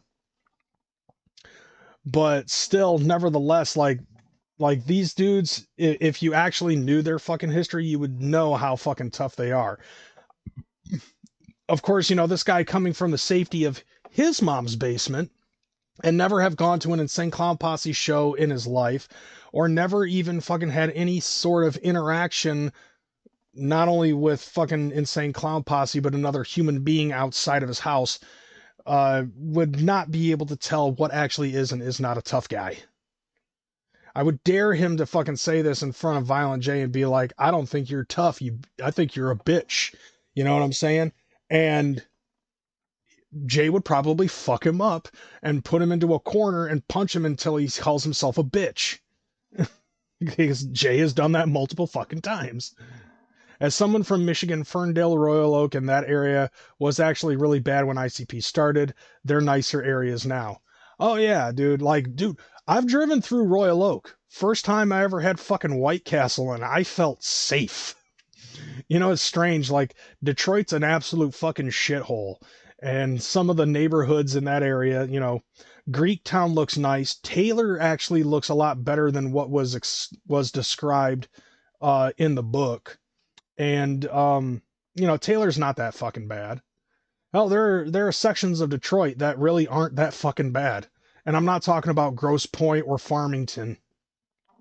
You know, if Farmington Hills is thriving, it's definitely because of Cluner. I'm going to say that right now. As for the scary fucking thing and the spooky vibes and whatever the fuck else that he said about Insane Clown Posse's music, do you not understand the concept of a fucking gimmick where the storyline behind the ICP and the lore behind their characters and persona are meant to be fucking scary clowns that are like serial killers? That's the whole fucking gimmick. All right, everybody out there knows that they're not like that in fucking real life. It's a fantasy thing. So you basically hate on ICP for the same fucking reasons that horror movies fucking exist. What, do you just sit around and watch fucking reality shows all goddamn day? Guess what? Those aren't real either. You know? So to me, like, to say, oh yeah, they try to act tough and scary and serial killer-ish, and that's why you don't like them, is kind of fucking stupid. And they just come off as corny and lame. And Why? Okay, explain how they are fucking corny and lame. Is it because of their cadence? Is it because of the things that they rap about? To be perfectly honest, like, it was kind of an abnormal thing to fucking take horror elements and put it into fucking hip-hop. You know, other than Esham at the time. Before that, it was, you know, the Ghetto Boys and fucking, like, who else? Like, whatever, you know? He hates art. I agree to that. Yeah, he hates art so much that he doesn't put it up on his wall. At least I have something on my wall. But actually, those are fucking puzzles that my mom hodgepodged. They're all around the basement. Agreed. Eminem is in fact a fucking juggalo. Don't fuck with ICP. And look at the hat. Detroit. Oh, big fucking deal. Look at my hat. Did you know that Shinigami love apples? Who cares if you're from Michigan, okay? I'm from Michigan. So am I. I'm from the state of Michigan. So am I. There's a lot of fucking people who are from Michigan. So what? The homie Stony Low is living in Saginaw. So is Madness from Bedlam. There's a shit ton of juggalos that live in the Detroit area. You're not special just because you come from Detroit, bro. Exactly. Rob Van Dam repping Battle Creek, and he's a fucking juggalo too. people who wear that D hat almost never live in Detroit. That's a Detroit Tigers logo. He got that at fucking Comerica Park. Okay, so back to what he was saying. Serial killer-ish. And they just come off as corny and lame, and I don't fuck with ICP. And look at the hat. D, Detroit. I'm from Michigan. Guess what? By the way, I'm going to say this as well. I don't know if he realizes this, but there are also people in Michigan who don't like the Detroit Tigers, okay? Or any sport team in Michigan, okay? As a prime example, I'm going to use my mom. We all live in Michigan. My mom likes the Minnesota Vikings, okay? The first guy who commented on tonight's fucking live stream that I booted out of the fucking chat, he likes, for some fucking reason, Ohio State, and he likes the Dallas Cowboys, and I giggled when the fucking Lions stomped them.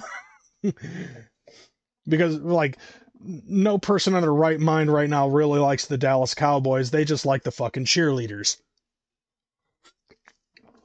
And trust me, I totally understand. I enjoy my fair share of cheerleaders as well. But wearing a Detroit Tigers hat don't mean jack or shit. I'm from the state of Michigan, and I'm telling you that I don't fuck with ICP. So good for you. I mean, you're probably not their fan base anyways. Is it like the dude's coming off as a fucking hater that is hating the fact that for such an inclusive group as the Juggalos, he was not invited to the fucking cookout. What does that tell you? That's what that told me. That tells me that you are upset at the fact that the Juggalos did not invite you to the fucking cookout. I'm from the same state as ICP. So am I! As a matter of fact, I think that gives me a slight advantage of figuring out who the fucking St. Clown Posse was in the first place. Because I've been listening to them since 1995.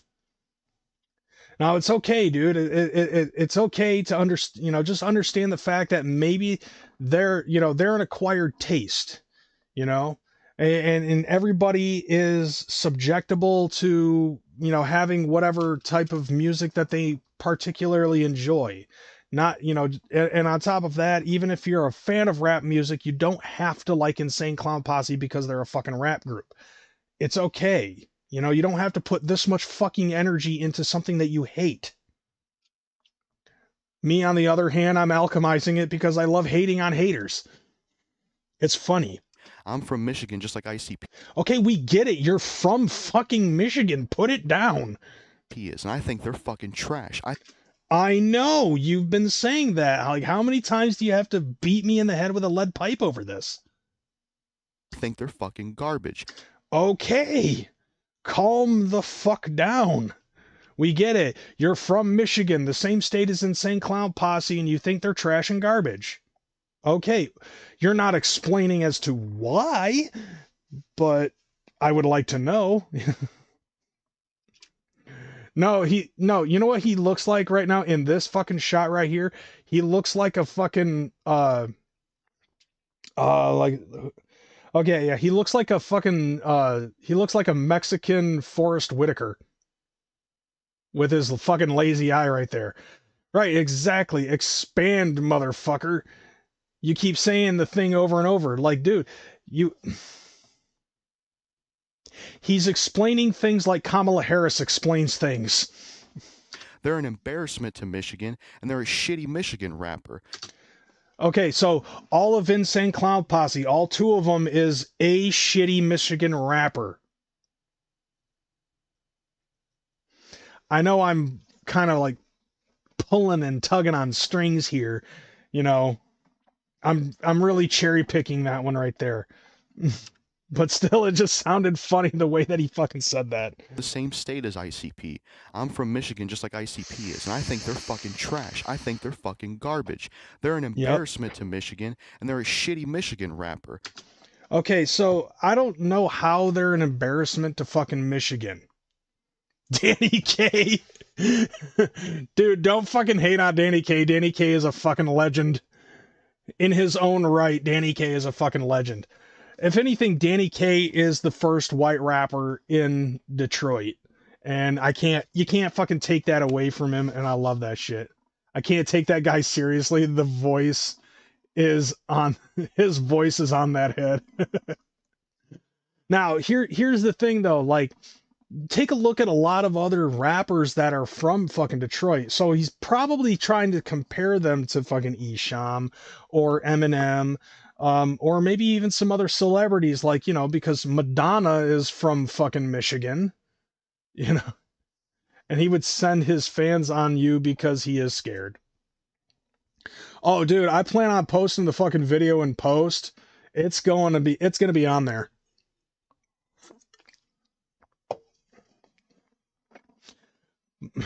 And why is he mad though? Just change the CD if you don't like it. I don't know what he listens to. Like, he could be listening to country. I'm not sure. But I can't fucking hate on country myself because I grew up listening to country. I love me some good old Bacifus. You know, there's much better Michigan rappers out there, like Esham and like Eminem. Keep that in mind. He keeps on fucking mispronouncing Esham. Like Big Sean, Babytron, Danny Brown. Detroit breeds great rappers. Don't forget some of the old school, you know, some other old school ones. MC Breed and Awesome Dre, you know. And there might be another fucking, like, not Detroit rapper, but definitely a fucking Michigan rapper that we're going to talk about later on in the fucking video. Danny Brown is the bruh.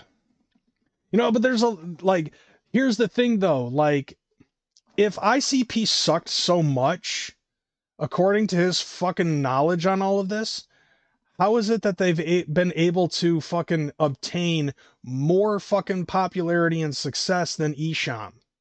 How is it that they were able to, you know, and for as long as they have? Because Esham, I think, has been in the game a couple years longer than fucking ICP.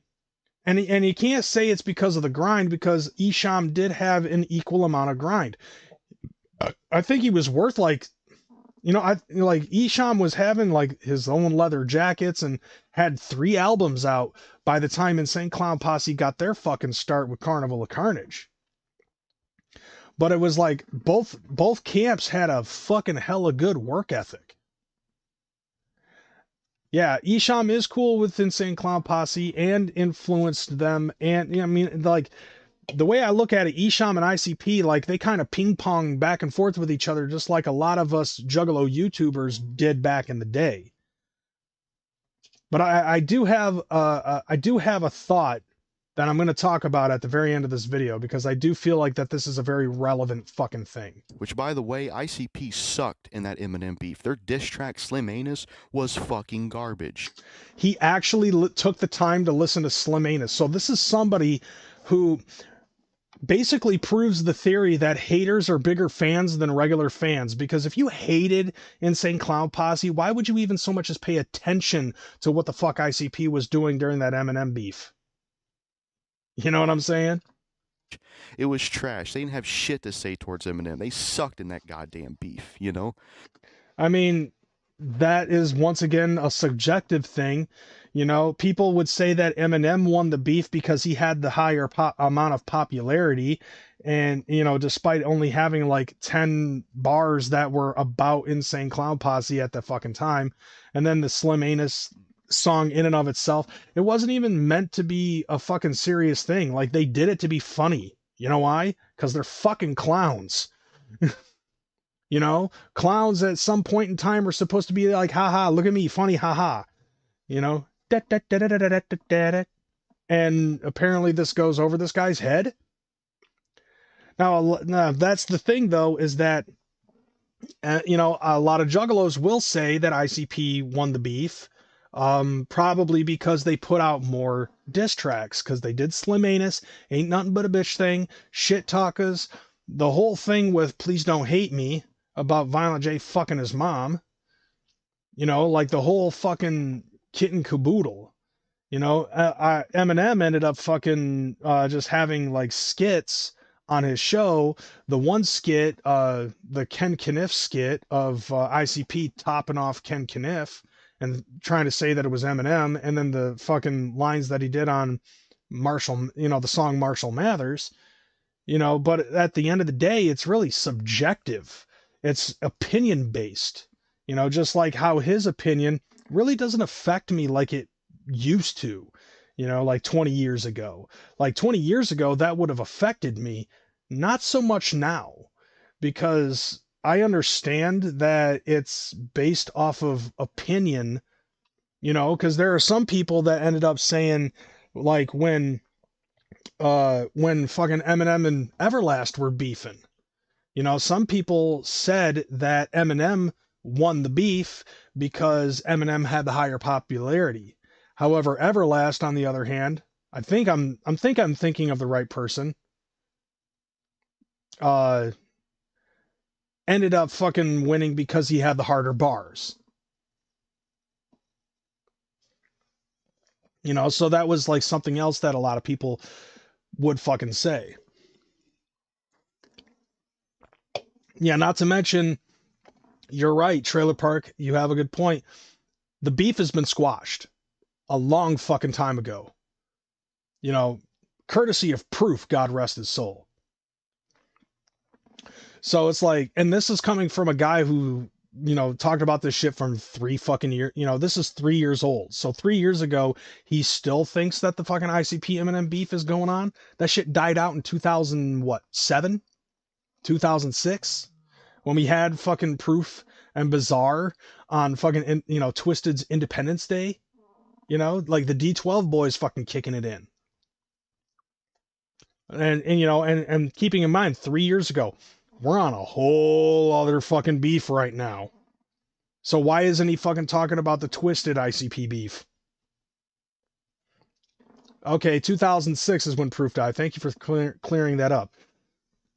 Old man brain. I'm just using that as a fucking excuse. So yeah, I don't fuck with ICP, aka Insane Clown Posse, and I think they fucking suck. Their music is terrible. It's trash.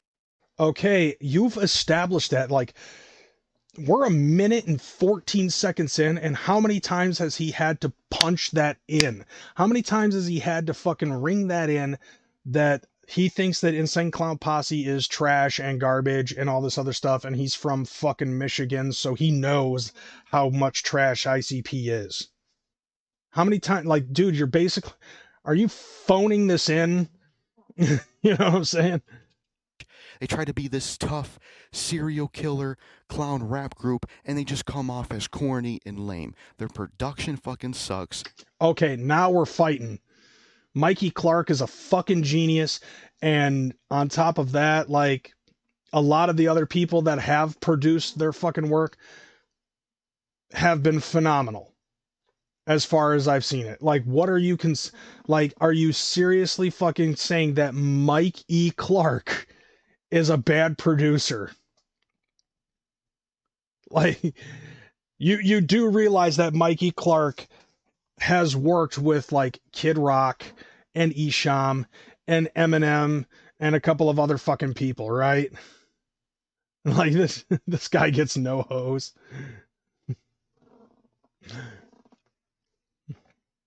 No, I don't even think the walls are white. They're off-white, and that's for a specific fucking reason. Their lyrics fucking suck. Apparently this guy needs to have his fucking, his metaphors fucking phoned in for him. Like, Jesus Christ.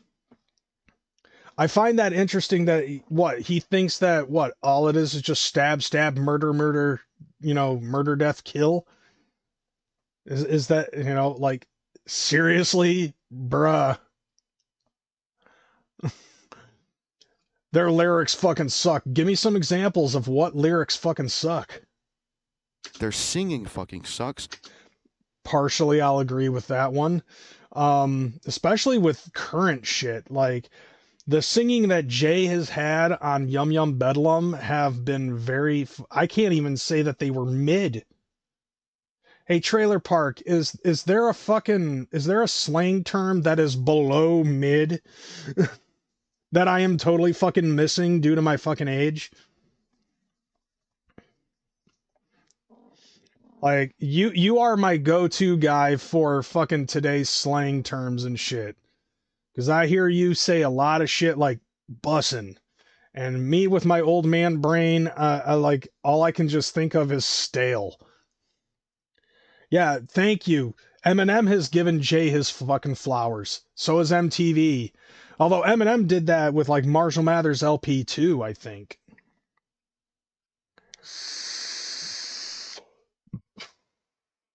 Like I need a phrase that is supposed to be like this, like the guy. Hold on, what did he say? Serial killer, clown rap group, and they just come off as corny and lame. Their production fucking sucks. Their lyrics fucking suck. Their singing fucking sucks.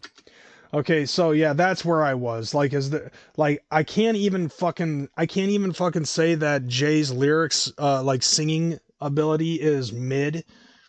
You know what I'm saying? Like, because like he does sing off key, but in his defense, he is deaf, like 20% deaf in one of his ears.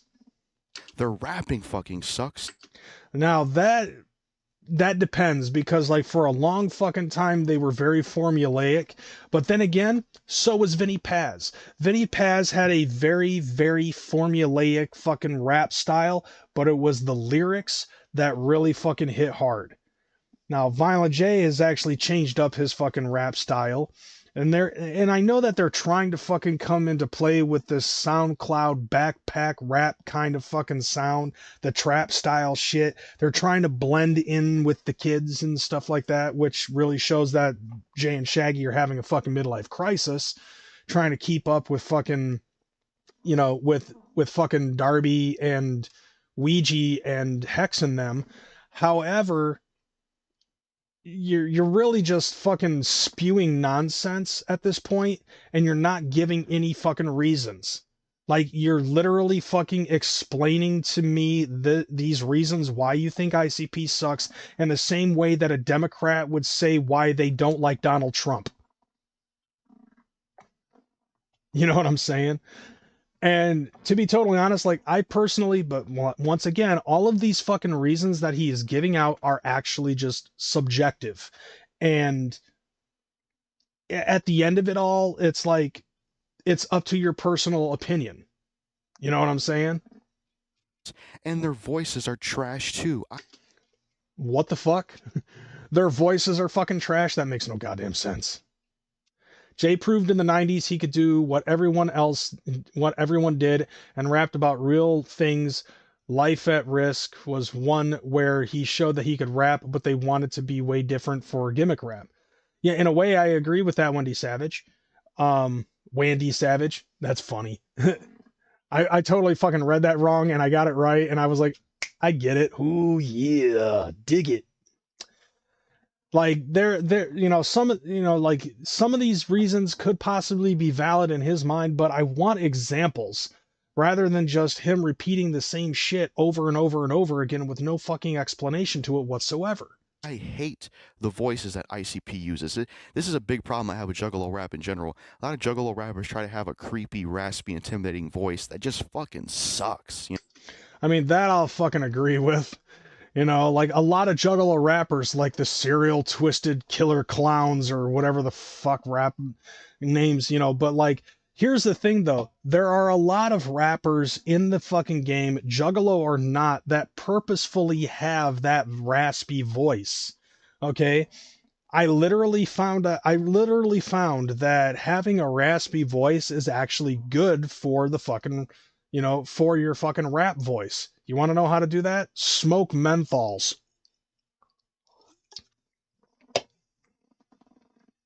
No lie. It's a bad idea because, like, you know, cancer and all that other shit. But, like, when I fucking started smoking, I noticed that my voice was getting pretty fucking raspy, and that actually made for a pretty good Juggalo fucking rapper voice. No, I'm not even taking shots at Twisted. I literally fucking I literally fucking smoked menthols, and that actually raspied up my voice, and it actually made it pretty good. It even fucking helped me fucking discover my death metal scream, which I can't fucking do anymore because I quit smoking cigarettes and I'm on this fucking binky. I don't know what it is about fucking menthols, but it actually works.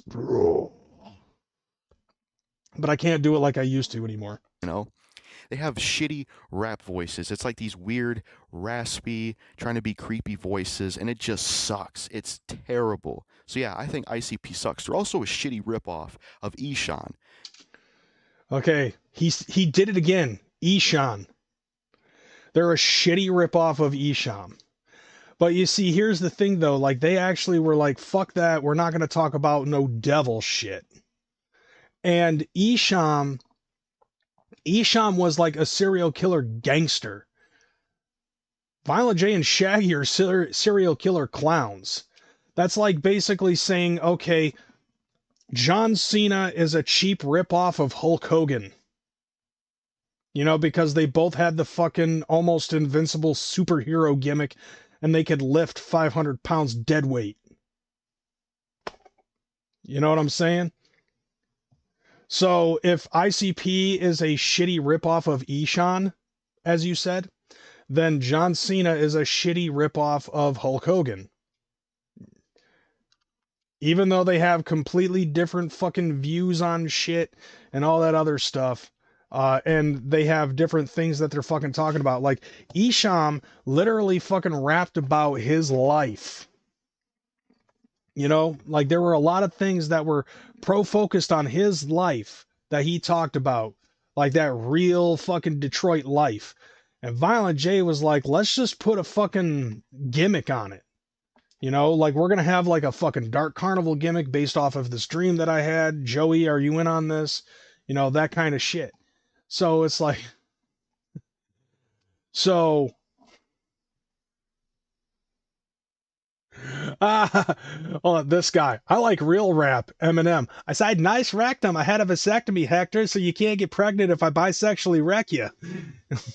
Like, don't get me wrong. Like, I love Eminem's fucking cadence. Like, his fucking vocal style. Like, that's another thing, too. Like, you listen to Eminem's fucking Slim Shady voice and shit, and it sounds fucking whiny and prissy and preppy and all that other shit compared to Violent J and Shaggy, who sound dark and gritty and fucking scary.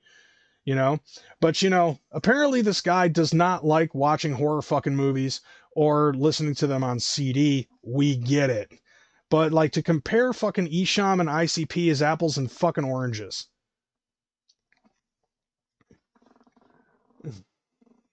This dude hates ICP, but he wants real rap like Eminem putting a gerbil up his ass.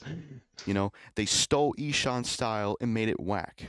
How did they make it whack when they actually fucking got signed to a major label and made more money than Isham and have more fucking production than Isham? I mean, Isham does a lot of stuff by himself, but also Isham works best when he's alone. And Violent J has said that before. Isham works best when he's by himself. And to be totally honest, like there's small comparison that you can give to Isham and ICP, but you know, don't you think that if that was the case, really, if they were just another ripoff of Isham, don't you think Isham would be hating on ICP? If anything, I think that it's a good idea for somebody who invented fucking acid rap to basically be like, take a look at these kids fucking doing the same shit I'm doing. That's fresh as fuck. It's the same idea that I had when I found out that Twisted had left Psychopathic and were going to start their own fucking label. And I was like, that's dope. Now there's two fucking camps. And we can spread this fucking horrorcore shit out a little bit further. Rather than having just Psychopathic. You know, now we have Psychopathic and RLP and LSP and SKR and fucking whatever Twisted's label was going to be, which turned out to be Magic Ninja Entertainment. Like, I actually thought that that was a good idea. And I'm sure Isham probably thought the same fucking thing, that he's not the only fucking dog in the fucking, you know, dog in the fucking kennel that is doing wicked shit, doing this acid rap shit. having a fucking horror element and making it their own in some way. And that's the reason why Insane Clown Posse became fucking successful, because, well, in Detroit, there's a lot of fucking people who get popular because of gimmicks like this. You know, ICP ended up explaining that Kiss was not a huge fucking popular band for a while, but in Detroit they were selling out arenas, but they were fucking opening up small fucking venues and bars outside of Detroit. Alice Cooper, same fucking thing. Closing out fucking arenas. You know, coming in with the fucking snake and singing I'm 18 and poison. There's poison running through my veins. Like, everybody's got a fucking gimmick, you know what I'm saying? And that's the thing about Insane Clown Posse. They decided to go with the killer clown gimmick, because nobody else was fucking doing something like that. And talking about fucking this level of murder and death and having a little bit of a carnival element behind it, dude, that's the reason why they fucking exploded in Detroit, is because they love gimmick style fucking wrestling gimmick, you know, in music. Like, that's the whole fucking thing. And I mean, if it's not your fucking cup of tea, then great. ICP was the first rap group out of Detroit to go platinum. There you go. So, once again, your subjective point of view is nothing more than an opinion based off of how you feel when you get the bubble guts listening to two fat rapping clowns that have actually made it more successful than you'll ever be. Especially since you're not any more successful in this YouTube game than I am. They're just a shitty ripoff of Eshan. Eshan, shout out to him. He's actually good. I like Eshan. I mean, I agree with him. Esham's dope, ho. You know, throw that hashtag in the chat. Esham's dope, ho. So I'll give him that. Esham is dope. But then again, I think so is Insane Clown Posse. He makes good tracks. He's serious about his stuff. I mean, yeah, but then again, so is Insane Clown Posse. He doesn't do that corny shit like wearing clown face paint. What? So apparently he is. So this really fucking let's see that again. They're just a shitty ripoff of Eshan. Eshan, shout out to him. He's actually good. I like Eshan. He makes good tracks. He's serious about his stuff. He doesn't do that corny shit like wearing clown face paint, trying to make his voice sound a certain way. Yeah, exactly, Trailer Park. Who's going to tell him? Who's going to tell him who don't play? Who's going to tell him about that album cover? And that second album cover that came out after he left Psychopathic Records? Who wants to tell him about a little man named Homie the Clown?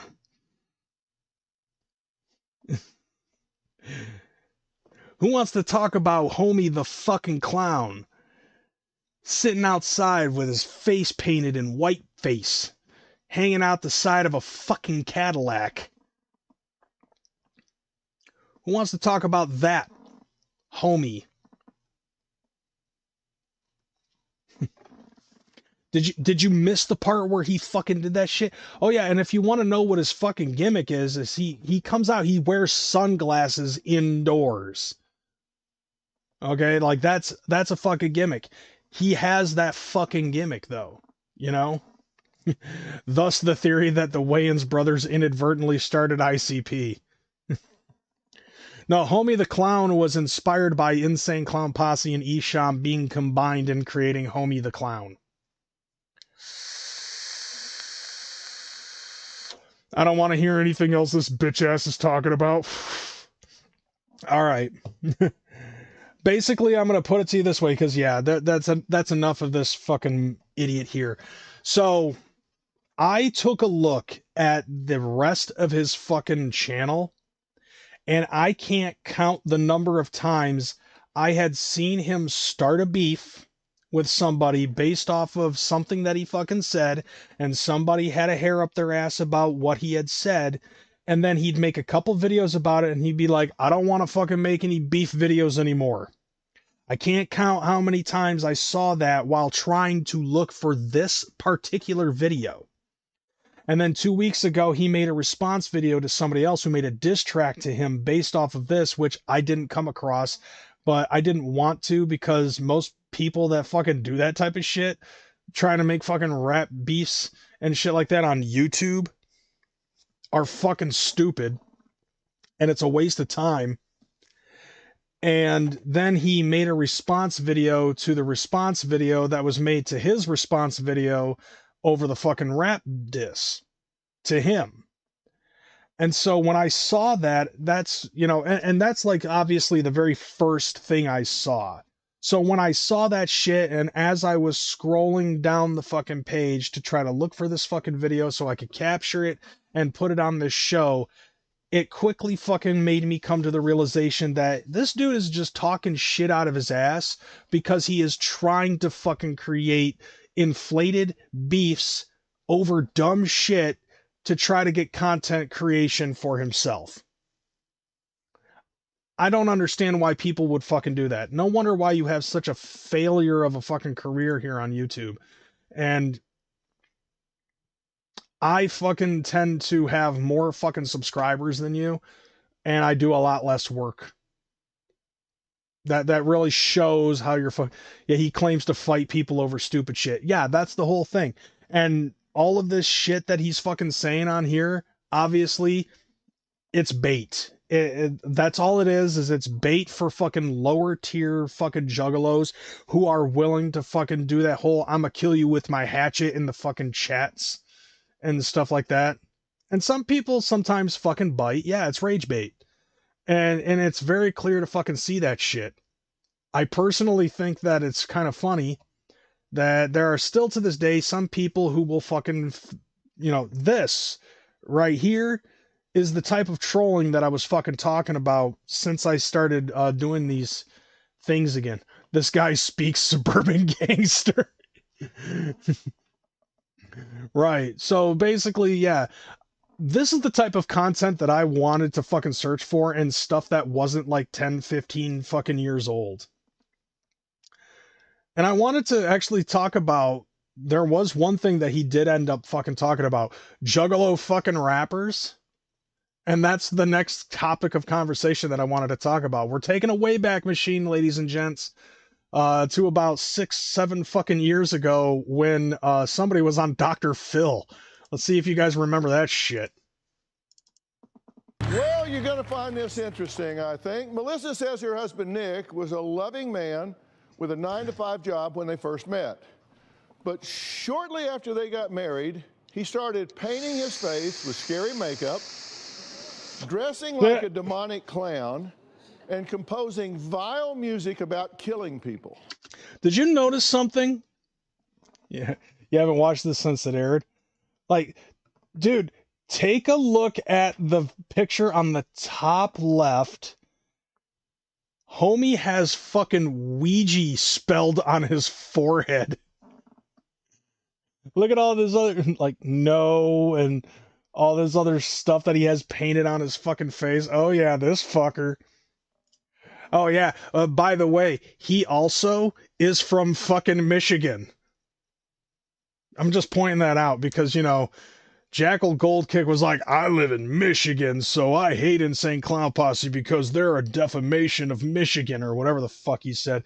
And it's the same thing with this. No, fam.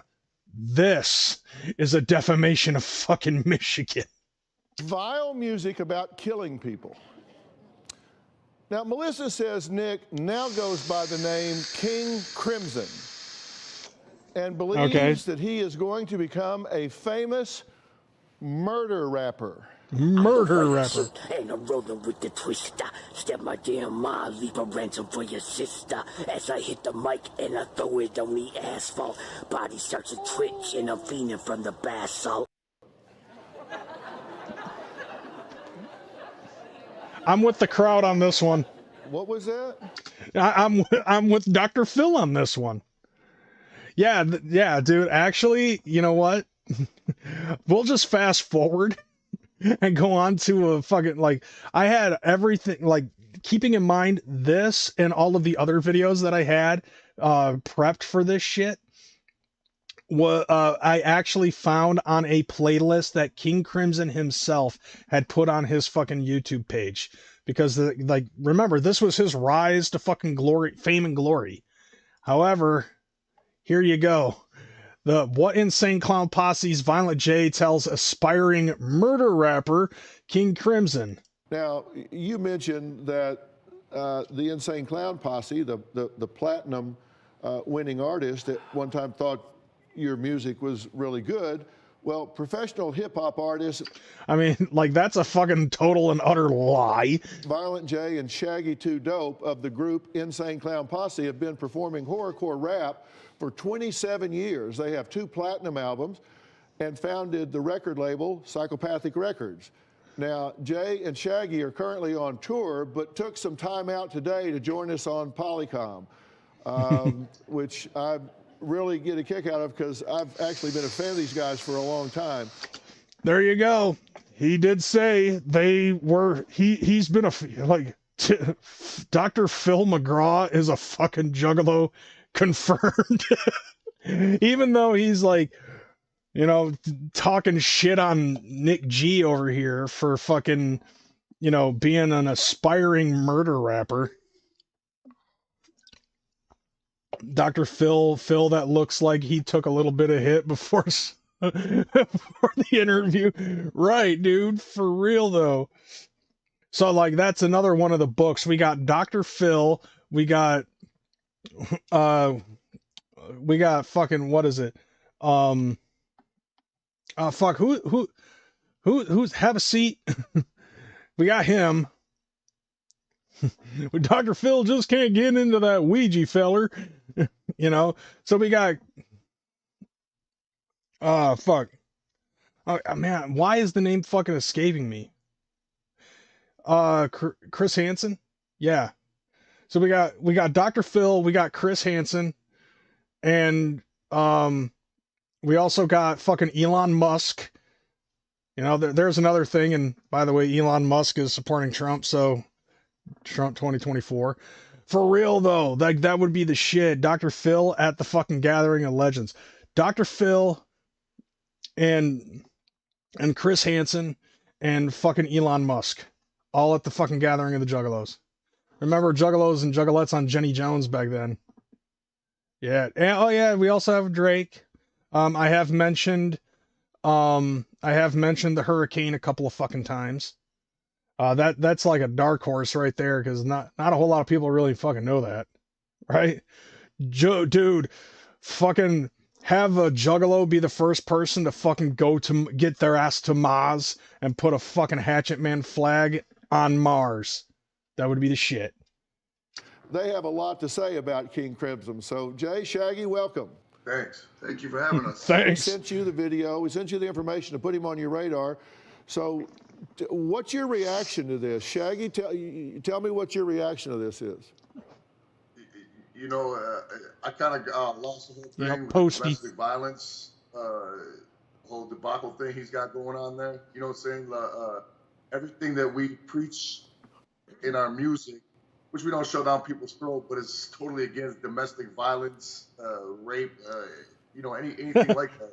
Just, dude, you notice the fucking stone cold look on Krimzon's fucking face as he's hearing Shaggy basically fucking bury him?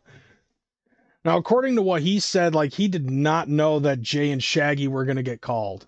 Like, he's talked about that in a couple of fucking interviews. Like, this was a left field kind of fucking thing.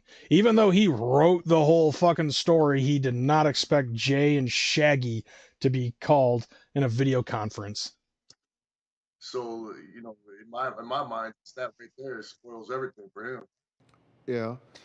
It's just not even obviously the guy looks up to us, so it's kind of hard to sit here and bury him. It doesn't take a horrorcore expert or anybody like that to know that this guy's seriously lacking in talent, you know?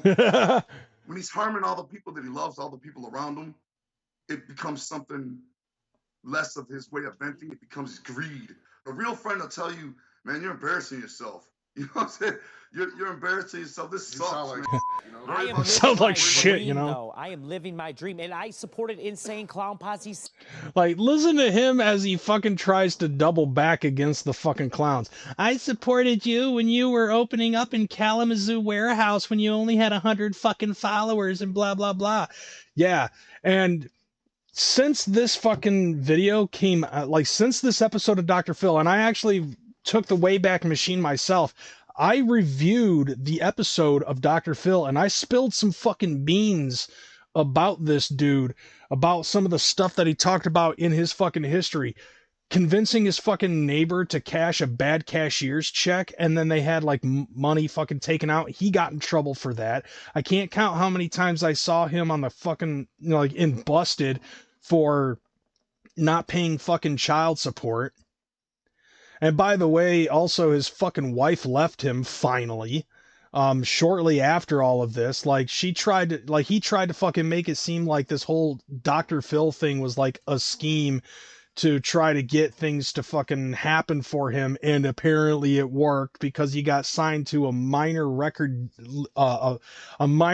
deal with some dude who stuck around in the Juggalo community for a little while, and by the name of Michael Cash. We dogged on him for fucking signing King Crimson because a lot of us knew what kind of a piece of shit this guy fucking was. And then he kept on trying to say all of this other stuff about how, oh yeah, it was a plot. You know, like, oh, I'm famous now because I got 10,000 subscribers on my YouTube channel, so things are going good for me. No, they weren't, motherfucker. Because your wife fucking left you, took the fucking kid, and then this happened. If that sucker talking shit, tell that motherfucker fuck off. Yo, Ouija Mac, if you don't accept Crimson's challenge to whoop your motherfucking ass, if you backing down to a cross-dressing looking ass tranny ass nigga, I'm even dressed as a queen just to humiliate your ass. But nigga, I'm coming, Ouija Mac, I'm coming to take your chain. I'm coming to steal your motherfucking clout. I'm gonna steal your phone, your clout, and I'm gonna start dropping Crimson videos on your motherfucking shit, rocking your motherfucking psychopathic chain because you's a bitch.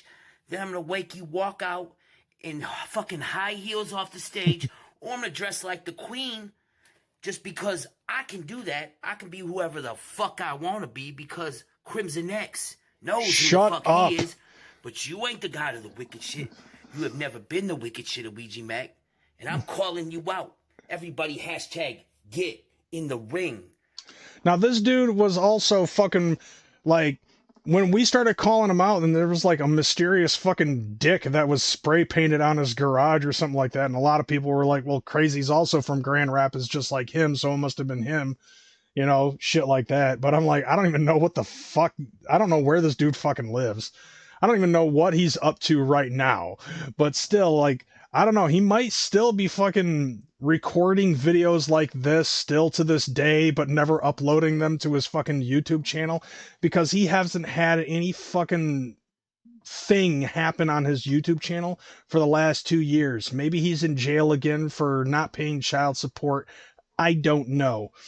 But there was one thing that we skipped along in this fucking shit. And by the way, this absolutely fucking hilarious. This right here was really showing to me that all this dude really cares about is the fucking attention.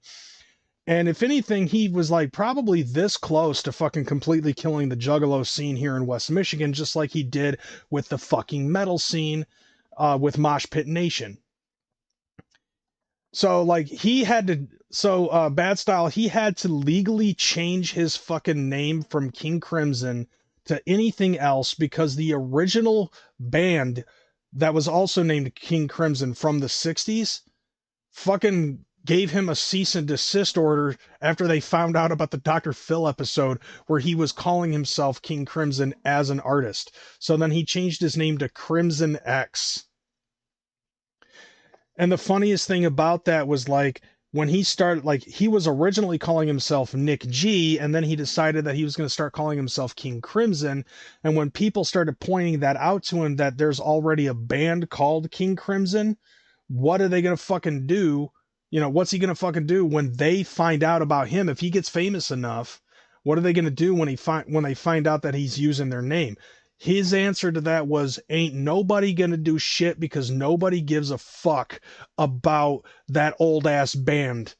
I'm King Krimzon now. And then he ends up fucking becoming famous because of this fucking shit. And what happened? The band King Krimzon's lawyers ended up sending him a cease and desist order to no longer use the name King Krimzon, no matter how it's fucking spelled. And so then he ended up changing his name to Crimson X, when now he should be calling himself Queen Krimzon. And I find it hilarious because, like, Ouija ain't got shit to do with nothing, and he's just straight up attacking fucking Ouija. Why? Because Ouija put out gutter water at that time or something like that, and Ouija was fucking blowing up. And Ouija's got a much better fucking rap style and cadence to King Krimzon.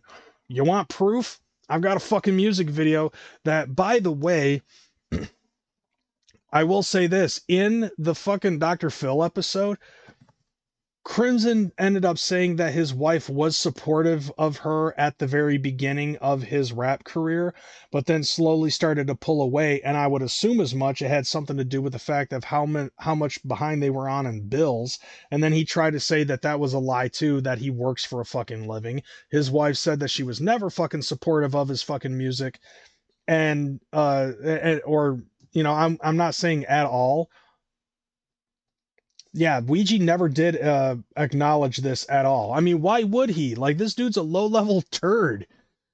And like, the only reason why I fucking do this right now is because of the nostalgia. But back in the day, it was basically because I wanted to make sure that people fucking knew about the fuck shit that this tranny-ass motherfucker was doing to people in my own town, in our own scenes. And so, like, that's why I fucking talked about it. And now I'm only doing it because it's nostalgia, and that's funny to see. Especially since I enjoy fucking putting you guys under fucking, under fucking physical pain of having to see this shit. I think that's funny. Is it true, Crazy, that he would scam people at local shows? That I don't fucking know about, but like entirely. But I do know a story about how he was in bad style with that $1 super chat. Thank you, homie. Yeah, let the zombie do the zombie walk. I appreciate that shit. Poop dollar. I got a fucking poop dollar, y'all. Thank you, Bad Style. I'm gonna like that because I can. Anyways, so there's a story that I had heard about where he was booked for an ABK show here in Grand Rapids at the intersection. And usually when you get fucking booked for a show, like, you know, you have to, you know, give out physical tickets. Or, you know, if you're like very new to the scene or something like that, fucking, you know, like there's like some sort of deal that you have to do. But he was in a way established here in Grand Rapids. So they just gave him the tickets and expected that he was going to fucking do his thing. And, you know, sell a bunch of the fucking tickets. But what ended up happening was he sold a bunch of the fucking tickets and kept the fucking money. And he didn't even bother to do the goddamn show. All right, something's happening on here. I don't know.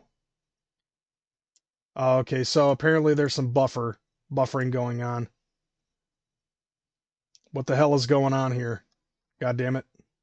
It's not showing anything on my end. Is it choppy for you guys?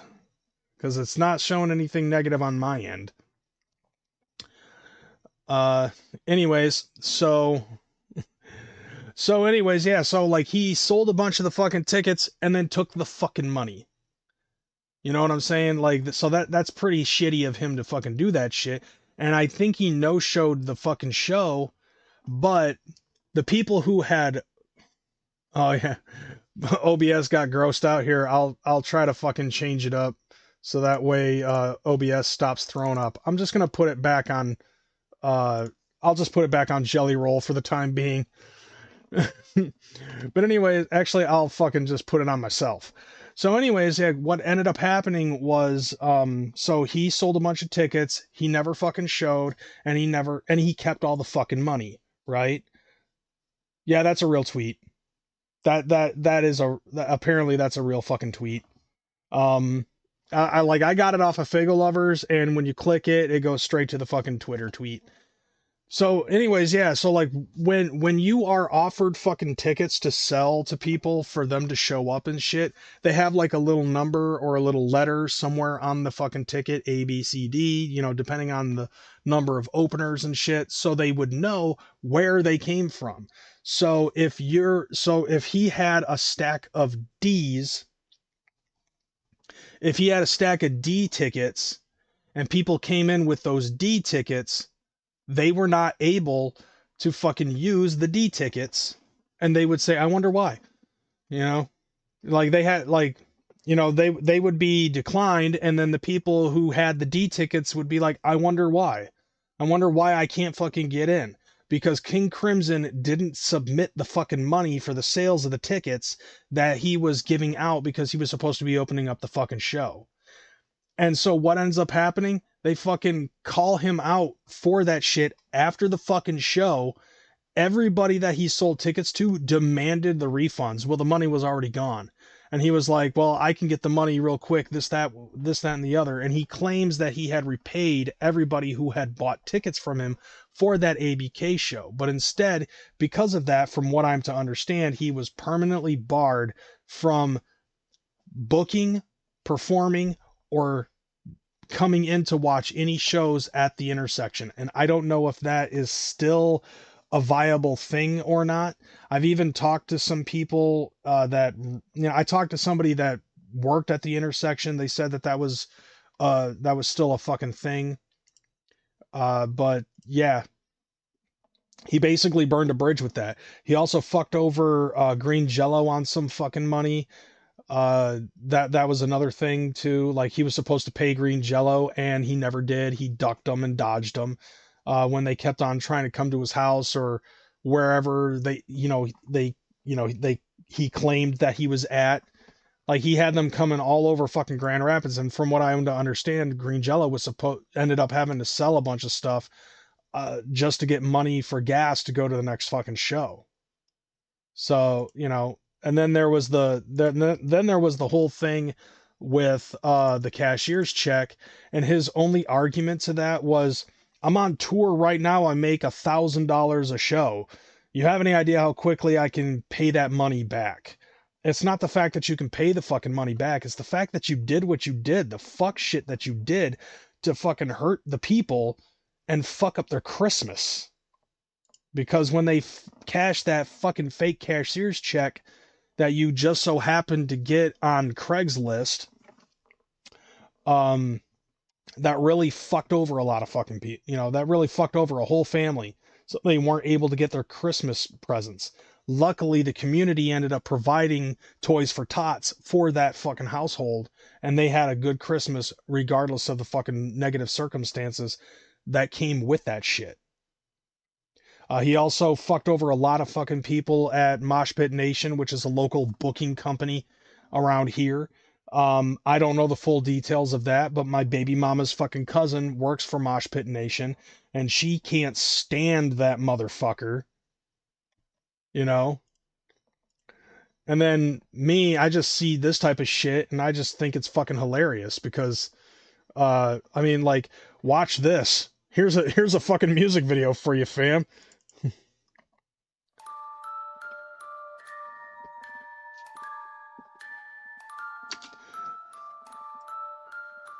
Yeah, how's that for a good fucking rap company? Murder Rap Records. Now, you know, he's always wanted to be a fucking successful murder rapper. Let's listen to the fat bars that this dude can spit.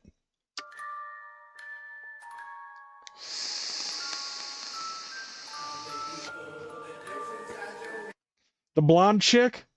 That's his ex-wife. This was like shortly after they fucking met. So here's her supporting her man.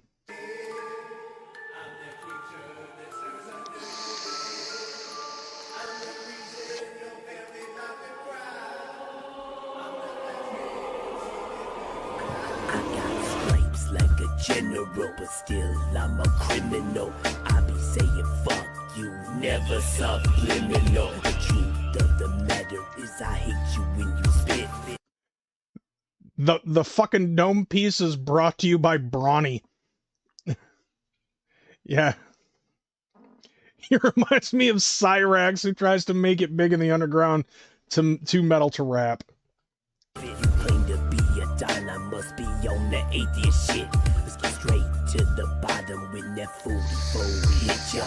Put your body in a box like your profile picture.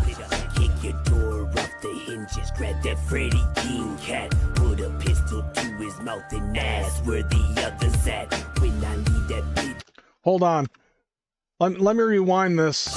Hold up a second. Door off the hinges, grab that Freddie King cat. Put a pistol to his mouth and ask. Like right here, his fucking woman seriously looked like she zanned the fuck out. Like there's a fucking match made in hell right there.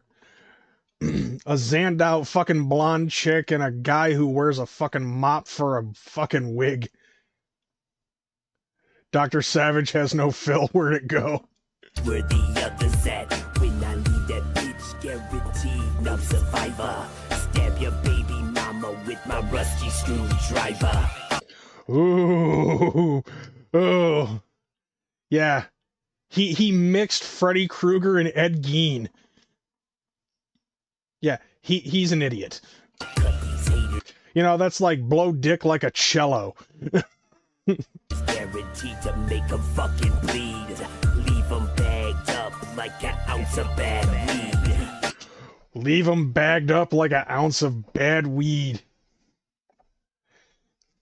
Yeah, dude, like, that's what he fucking did. And then after that, like, it's weird because, like, a lot of the shit that he fucking wore really contradicted his style. It's like, okay, he's wearing this shit, but then, like, later on you see him wearing fucking, like, Gucci glasses and an UGG hat and shit. And it was like, what the fuck are you doing? There was even fucking hints of a fucking possibility of Queen Krimzon, because there was a picture of him wearing this type of shit and a puffy coat and a pink feather boa. He looks like an albino Conan. It's like, Jesus Christ. Looking for your dreams, wait a minute, I stole them.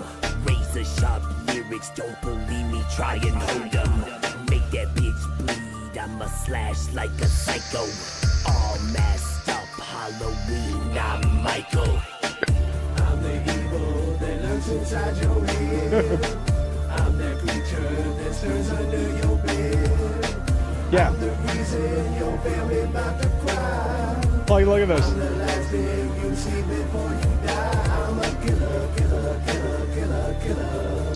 I'm gonna make empty threats on my couch and snort cocaine while I've got my wife and her girlfriend fucking singing the chorus, even though the chorus is being sung by actual guys.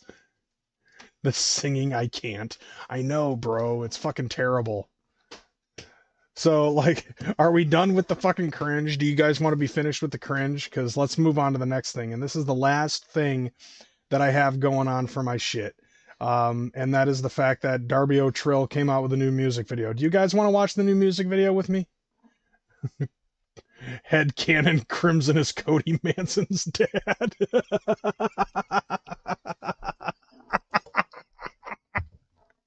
Oh, bro, you did not fucking go there. All right.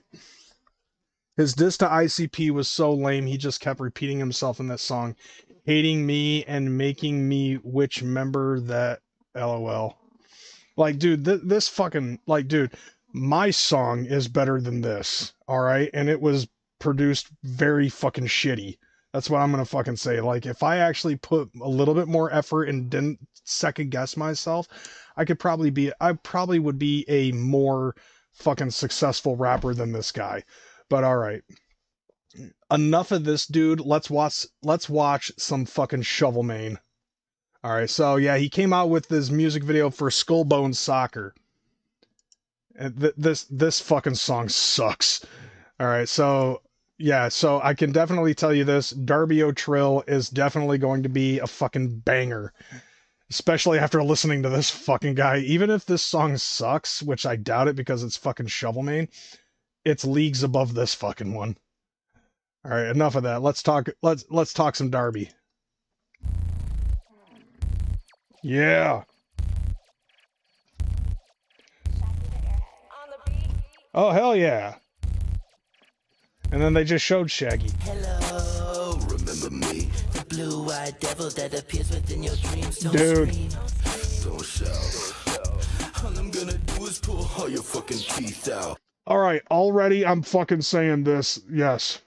All the fucking sunflowers in this boy.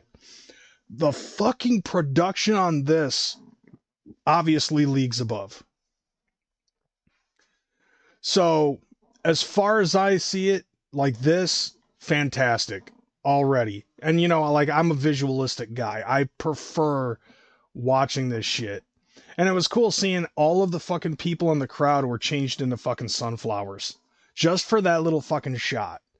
Like that's fucking fresh to me. Give me your tongue too, and your lungs too. I want your blood, boo, cause I love you. I want your heart inside a jar and she's made from your flesh. Yeah. The bones within your arms and the brain that is in your head. My favorite scent, a cologne made with your last breath. I thought that you would look so much better with a snap neck. But you don't, you look gross, frail and lifeless. I don't understand why the fuck I'm like this. I'm so disgusting, I'm a sick, gross freak. Oh my god! Dude, that right there, just the bass line with the way that the fucking chorus is going on this. Holy shit. Hey, look. It's Scotty D in the red. Fuck yes, bro. Like, that's fucking fantastic. Your life means nothing, but your head would mean so much to me. That was great. Dude, like that right there was a fucking throwback. Jinkos in the ha. Hell yeah, dude. Unfortunately, I had to retire my fucking Jinkos. I had the skunk boys. But like, man, that makes like seeing him in the fucking Jinkos all throughout the fucking gathering made me want to fucking go out and buy another pair. I gotta fucking go on the website and get some more. Because I definitely gotta be rocking them boys. Right now I got the Dickies. So I'm like, oh, I'm OG on that, like some OG Blaze shit. Bring them out of retirement, dude. I fucking threw them away because like they were fucking terrible. Like the bottoms were fucking ripped to shreds. Holy shit! Look who I found right here. Mac and Hose. Mac and Hose in the motherfucking ha. Like I know that dude's no neck from a mile away. Hells yeah. Dude, I want that jersey. If he's at fucking Hollow Wicked, I'm definitely getting me a Sunflower Boy. I gotta start fucking putting some money down on fucking Darby. And that's real. They're like $400. I mean, they might be selling them at fucking Hollow Wicked, or there might be a new one. DMT Bear. Dude, Pikachu better be in this fucking video, bro. That's the fucking shit. Oh, it's on C17 shop? See, I don't buy the fucking website shit. And especially since Hollow Wicked isn't that far away. You know, and I'm going to be in Detroit for that shit. If I see it, it's in my like, I'm wearing that bitch. Because, like, just got to fucking support the homie in that fashion. Like, since he got signed to fucking C17, and I realized that he actually fucking knows who the fuck I am, which, come to find out, he knows who all of us are, you know, because he's an avid watcher now. But, like, still, it's dope. Oh, shit. Over here I see Zay. So that's two people in this fucking shot that I know. So Zay right here. And then over here is Mac and Hose. And I don't see anybody else that I recognize. Oh, here's a Leprechaun. That's fucking fresh. Like seeing some of the homies in the fucking crowd. I don't know who DMT Bear is.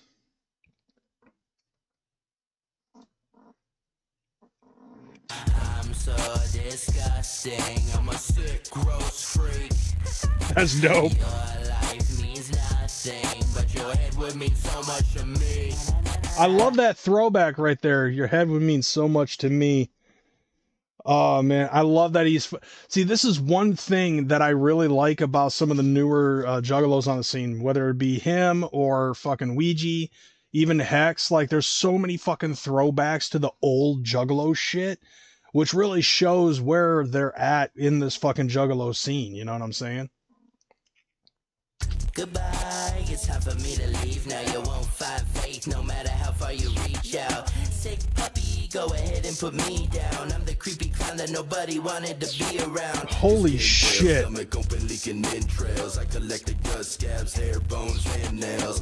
Life ain't fresh, shit's been stale. You're confined to this room, but baby, you ain't in jail. Welcome to my house of 1,000 corpses. Hollowed out, delicate like porcelain. Release of endorphins from indulgence of the morbid. Just because she's rotten doesn't mean that she ain't gorgeous.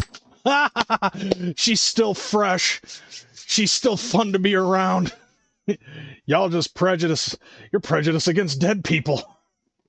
Like, dude, everything about this fucking song has been so fucking dope. The video as a whole is absolutely fucking fresh.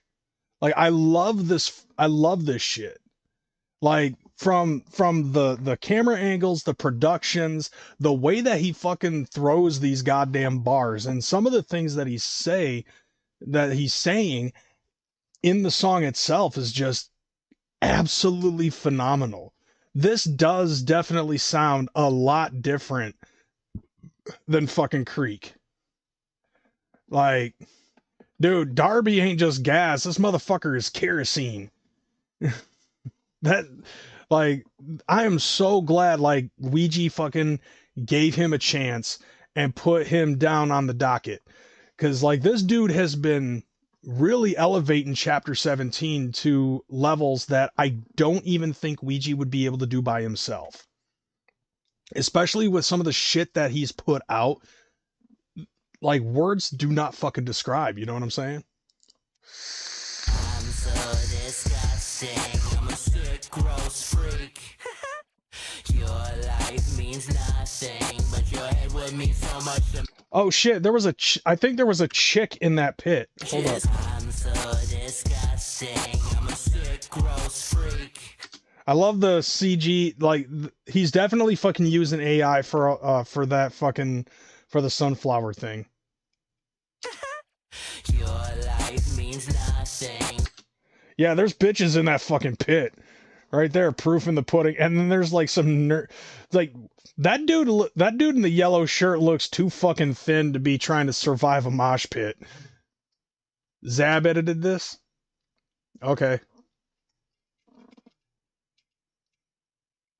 But your head would mean so much to me. I'm so disgusting.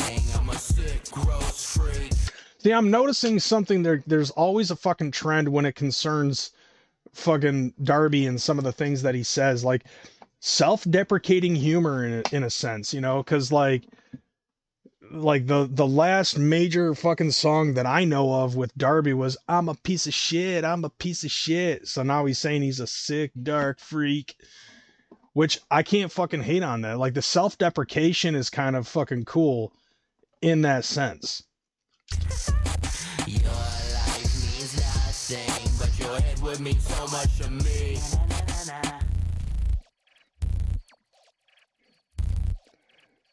Dude, this bass though.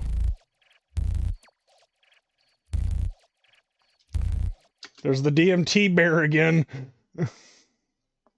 More Mac and Hose over there. Is there anybody else in this camera angle that I know? There might be. I don't know. I'm playing Where's Waldo with my homies here, which is usually what I do with gathering shit anyways. You know, like, I think it's fun. Although you're not going to see me because, like, where I'm at, like, I'm at the far end of the fucking stage and a little bit in the back. So, like, over by where the fucking, semi-truck was.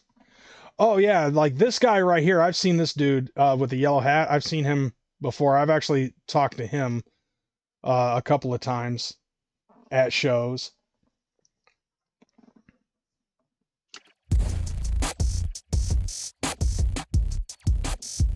and crazy. Fuck yeah. Dude. Give me a sec. Give me a fucking second. I need to see something, because, like, we've got the music video here, right? Which is absolutely super fucking fresh.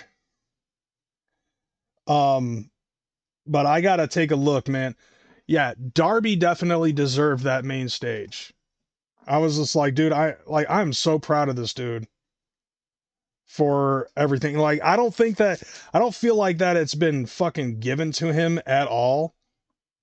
Okay, so he don't have this as a fucking single on fucking Google yet. He doesn't have it on he don't have this as a single yet, but I cannot wait for this to fucking come out. Like, this album fucking coming out November fucking 1st. This is gonna be that shit, though. Are you talking about my jersey? Because, like, yeah, I got this at the gathering. Hope Darby gets a nighttime set next year. Oh, dude. That would be dope. Imagine having it so Darby fucking closing out a night, you have Ouija closing out a night, and you have ICP closing out a night, and then you have Tech 9 closing out a night. Like, dude, this is actually, if anything, like, I haven't really seen very many of the fucking Darby videos. This one so far, just based on the editing alone, is fucking dope. I think this is probably one of the dopest, freshest fucking music videos I've seen with Darby so far. And the sky's the limit at this point. So I think that that's going to be something to look forward to, the next video with Darby. And I love that Darby isn't like a carbon copy of Ouija. You know? I love that he has his own style. He has his own cadence. The beats that he's fucking being given really fucking work out for him. Darby and Ouija for big money thrusters. I'm manifesting that. Bro, Chapter 17 being on thrusters is going to be a fucking shoo-in. Guaranteed, dude. Having Darby and Ouija on there is a fucking shoo-in. And they're probably going to have some other fucking people in there from the past. I would like to see if Hex is on there. I think it would be easy. I think it would be interesting to have fucking Ouija and bring Light back just for big money thrusters and have those two fucking replace Big Stank and Little Poots characters for big money thrusters. I think that would be fucking hilarious, because, like, when Light was signed to Psychopathic, like, those two really bounced off each other. Like, they went together hand in hand with everywhere that they fucking went. A little bit gay, but, you know, whatever. Hex picked the hand that fed, not a chance, just my view. I mean, maybe, I don't know. But, like, he still fucking goes to the gathering, he still fucking performs and shit like that, and he's still a fucking Juggalo, as far as I see it. And maybe he did, but unfortunately, I didn't really get into his shit until after he got fucking signed to Psychopath, until after he got signed to Chapter 17 and already had left. And then it started popping up in my fucking feed, and I was like, man, the track fucking Psycho really does it for me. Like, I really liked that track. So I do like Hex, and I do feel like Hex does fit in pretty well with the fucking Juggalo shit. And if he bit the hand that fed him, I don't know. Maybe he's like maybe he was like seeing the shit the same way that ICP was like, you know, we just want to get people off the fucking ground. Let's see. I got into his music thanks to the homie Cali Green 2 Fresh. So, like, my story basically is like at the Three-Headed Monster show, and I've talked about this story before, but I'm gonna fucking say it again. Darby was fucking opening up for that tour. Didn't know that he was in preparation for being signed to Chapter 17 at the time, but, like, I knew that he was, like, doing, you know, he was doing a part of the tour. Never heard a single thing that he has done. But I liked what I heard when he hit the set. And then after that, I was hanging out with the Thuggalo show guys. And I fucking saw Darby as I was hanging out with Onstead and Elixir. So I was just like, you know, they were doing their thing, so I walked off. I bumped into fucking Darby, and I was like, dude, you fucking killed the set.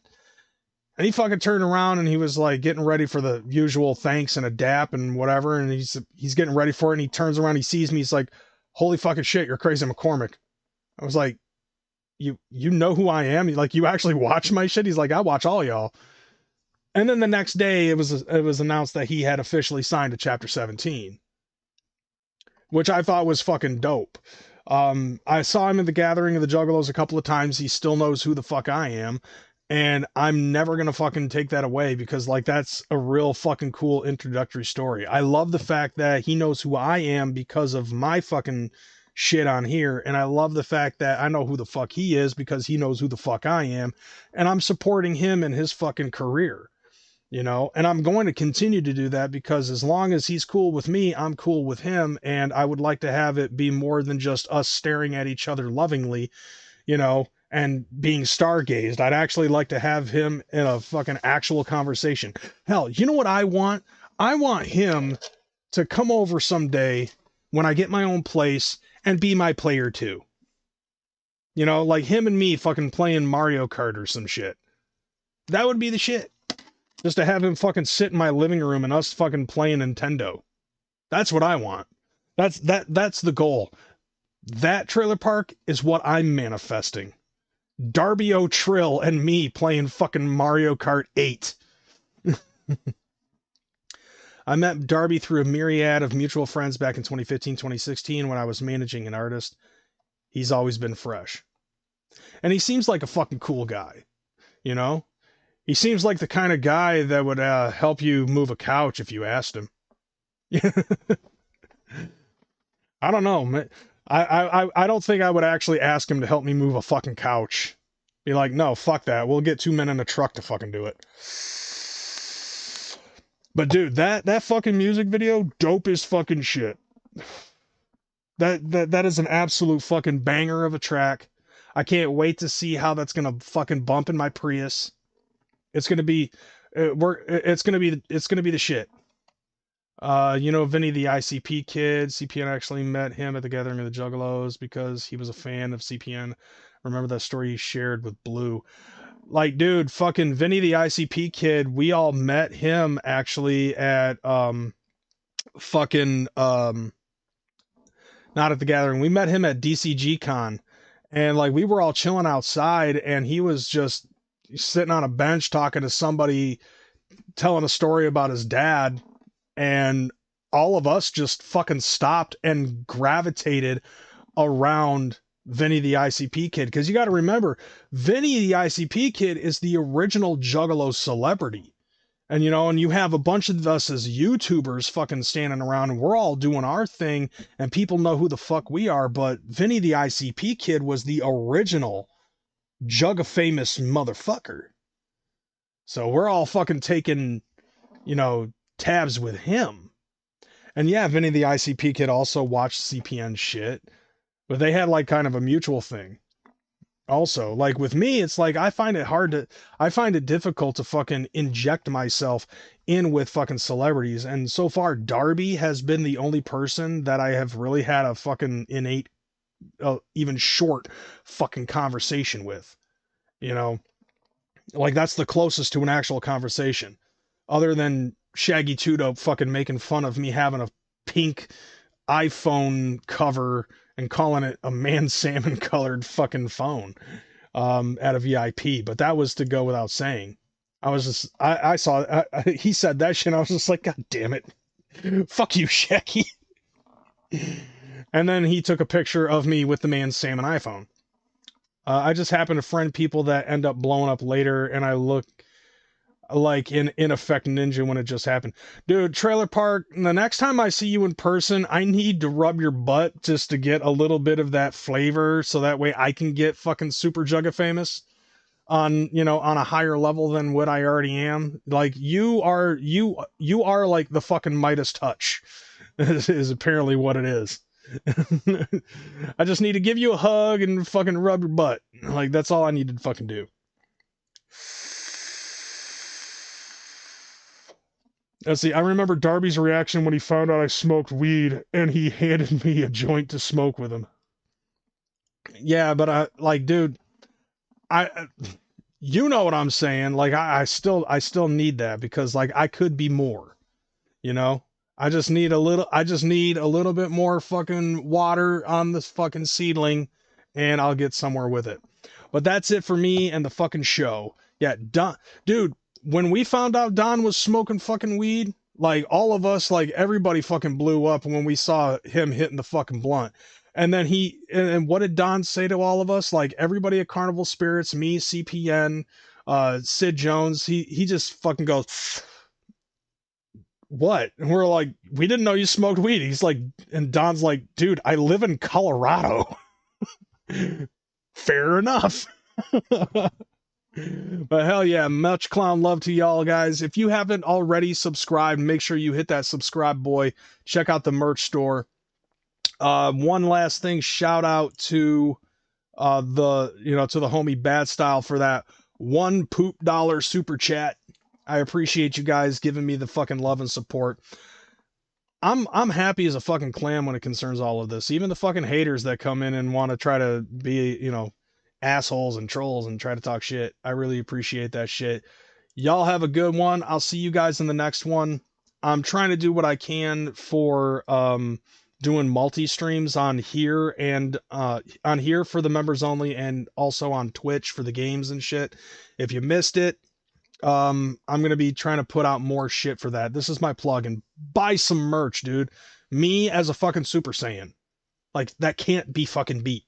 I'm thinking the next thing that I might do is me as a Shinigami. How dope would that be? Me as a fucking Shinigami. Wash your hands, Brody. But alright, stay golden, pony boy. I'm out this bitch. See you guys next Sunday. Deuces.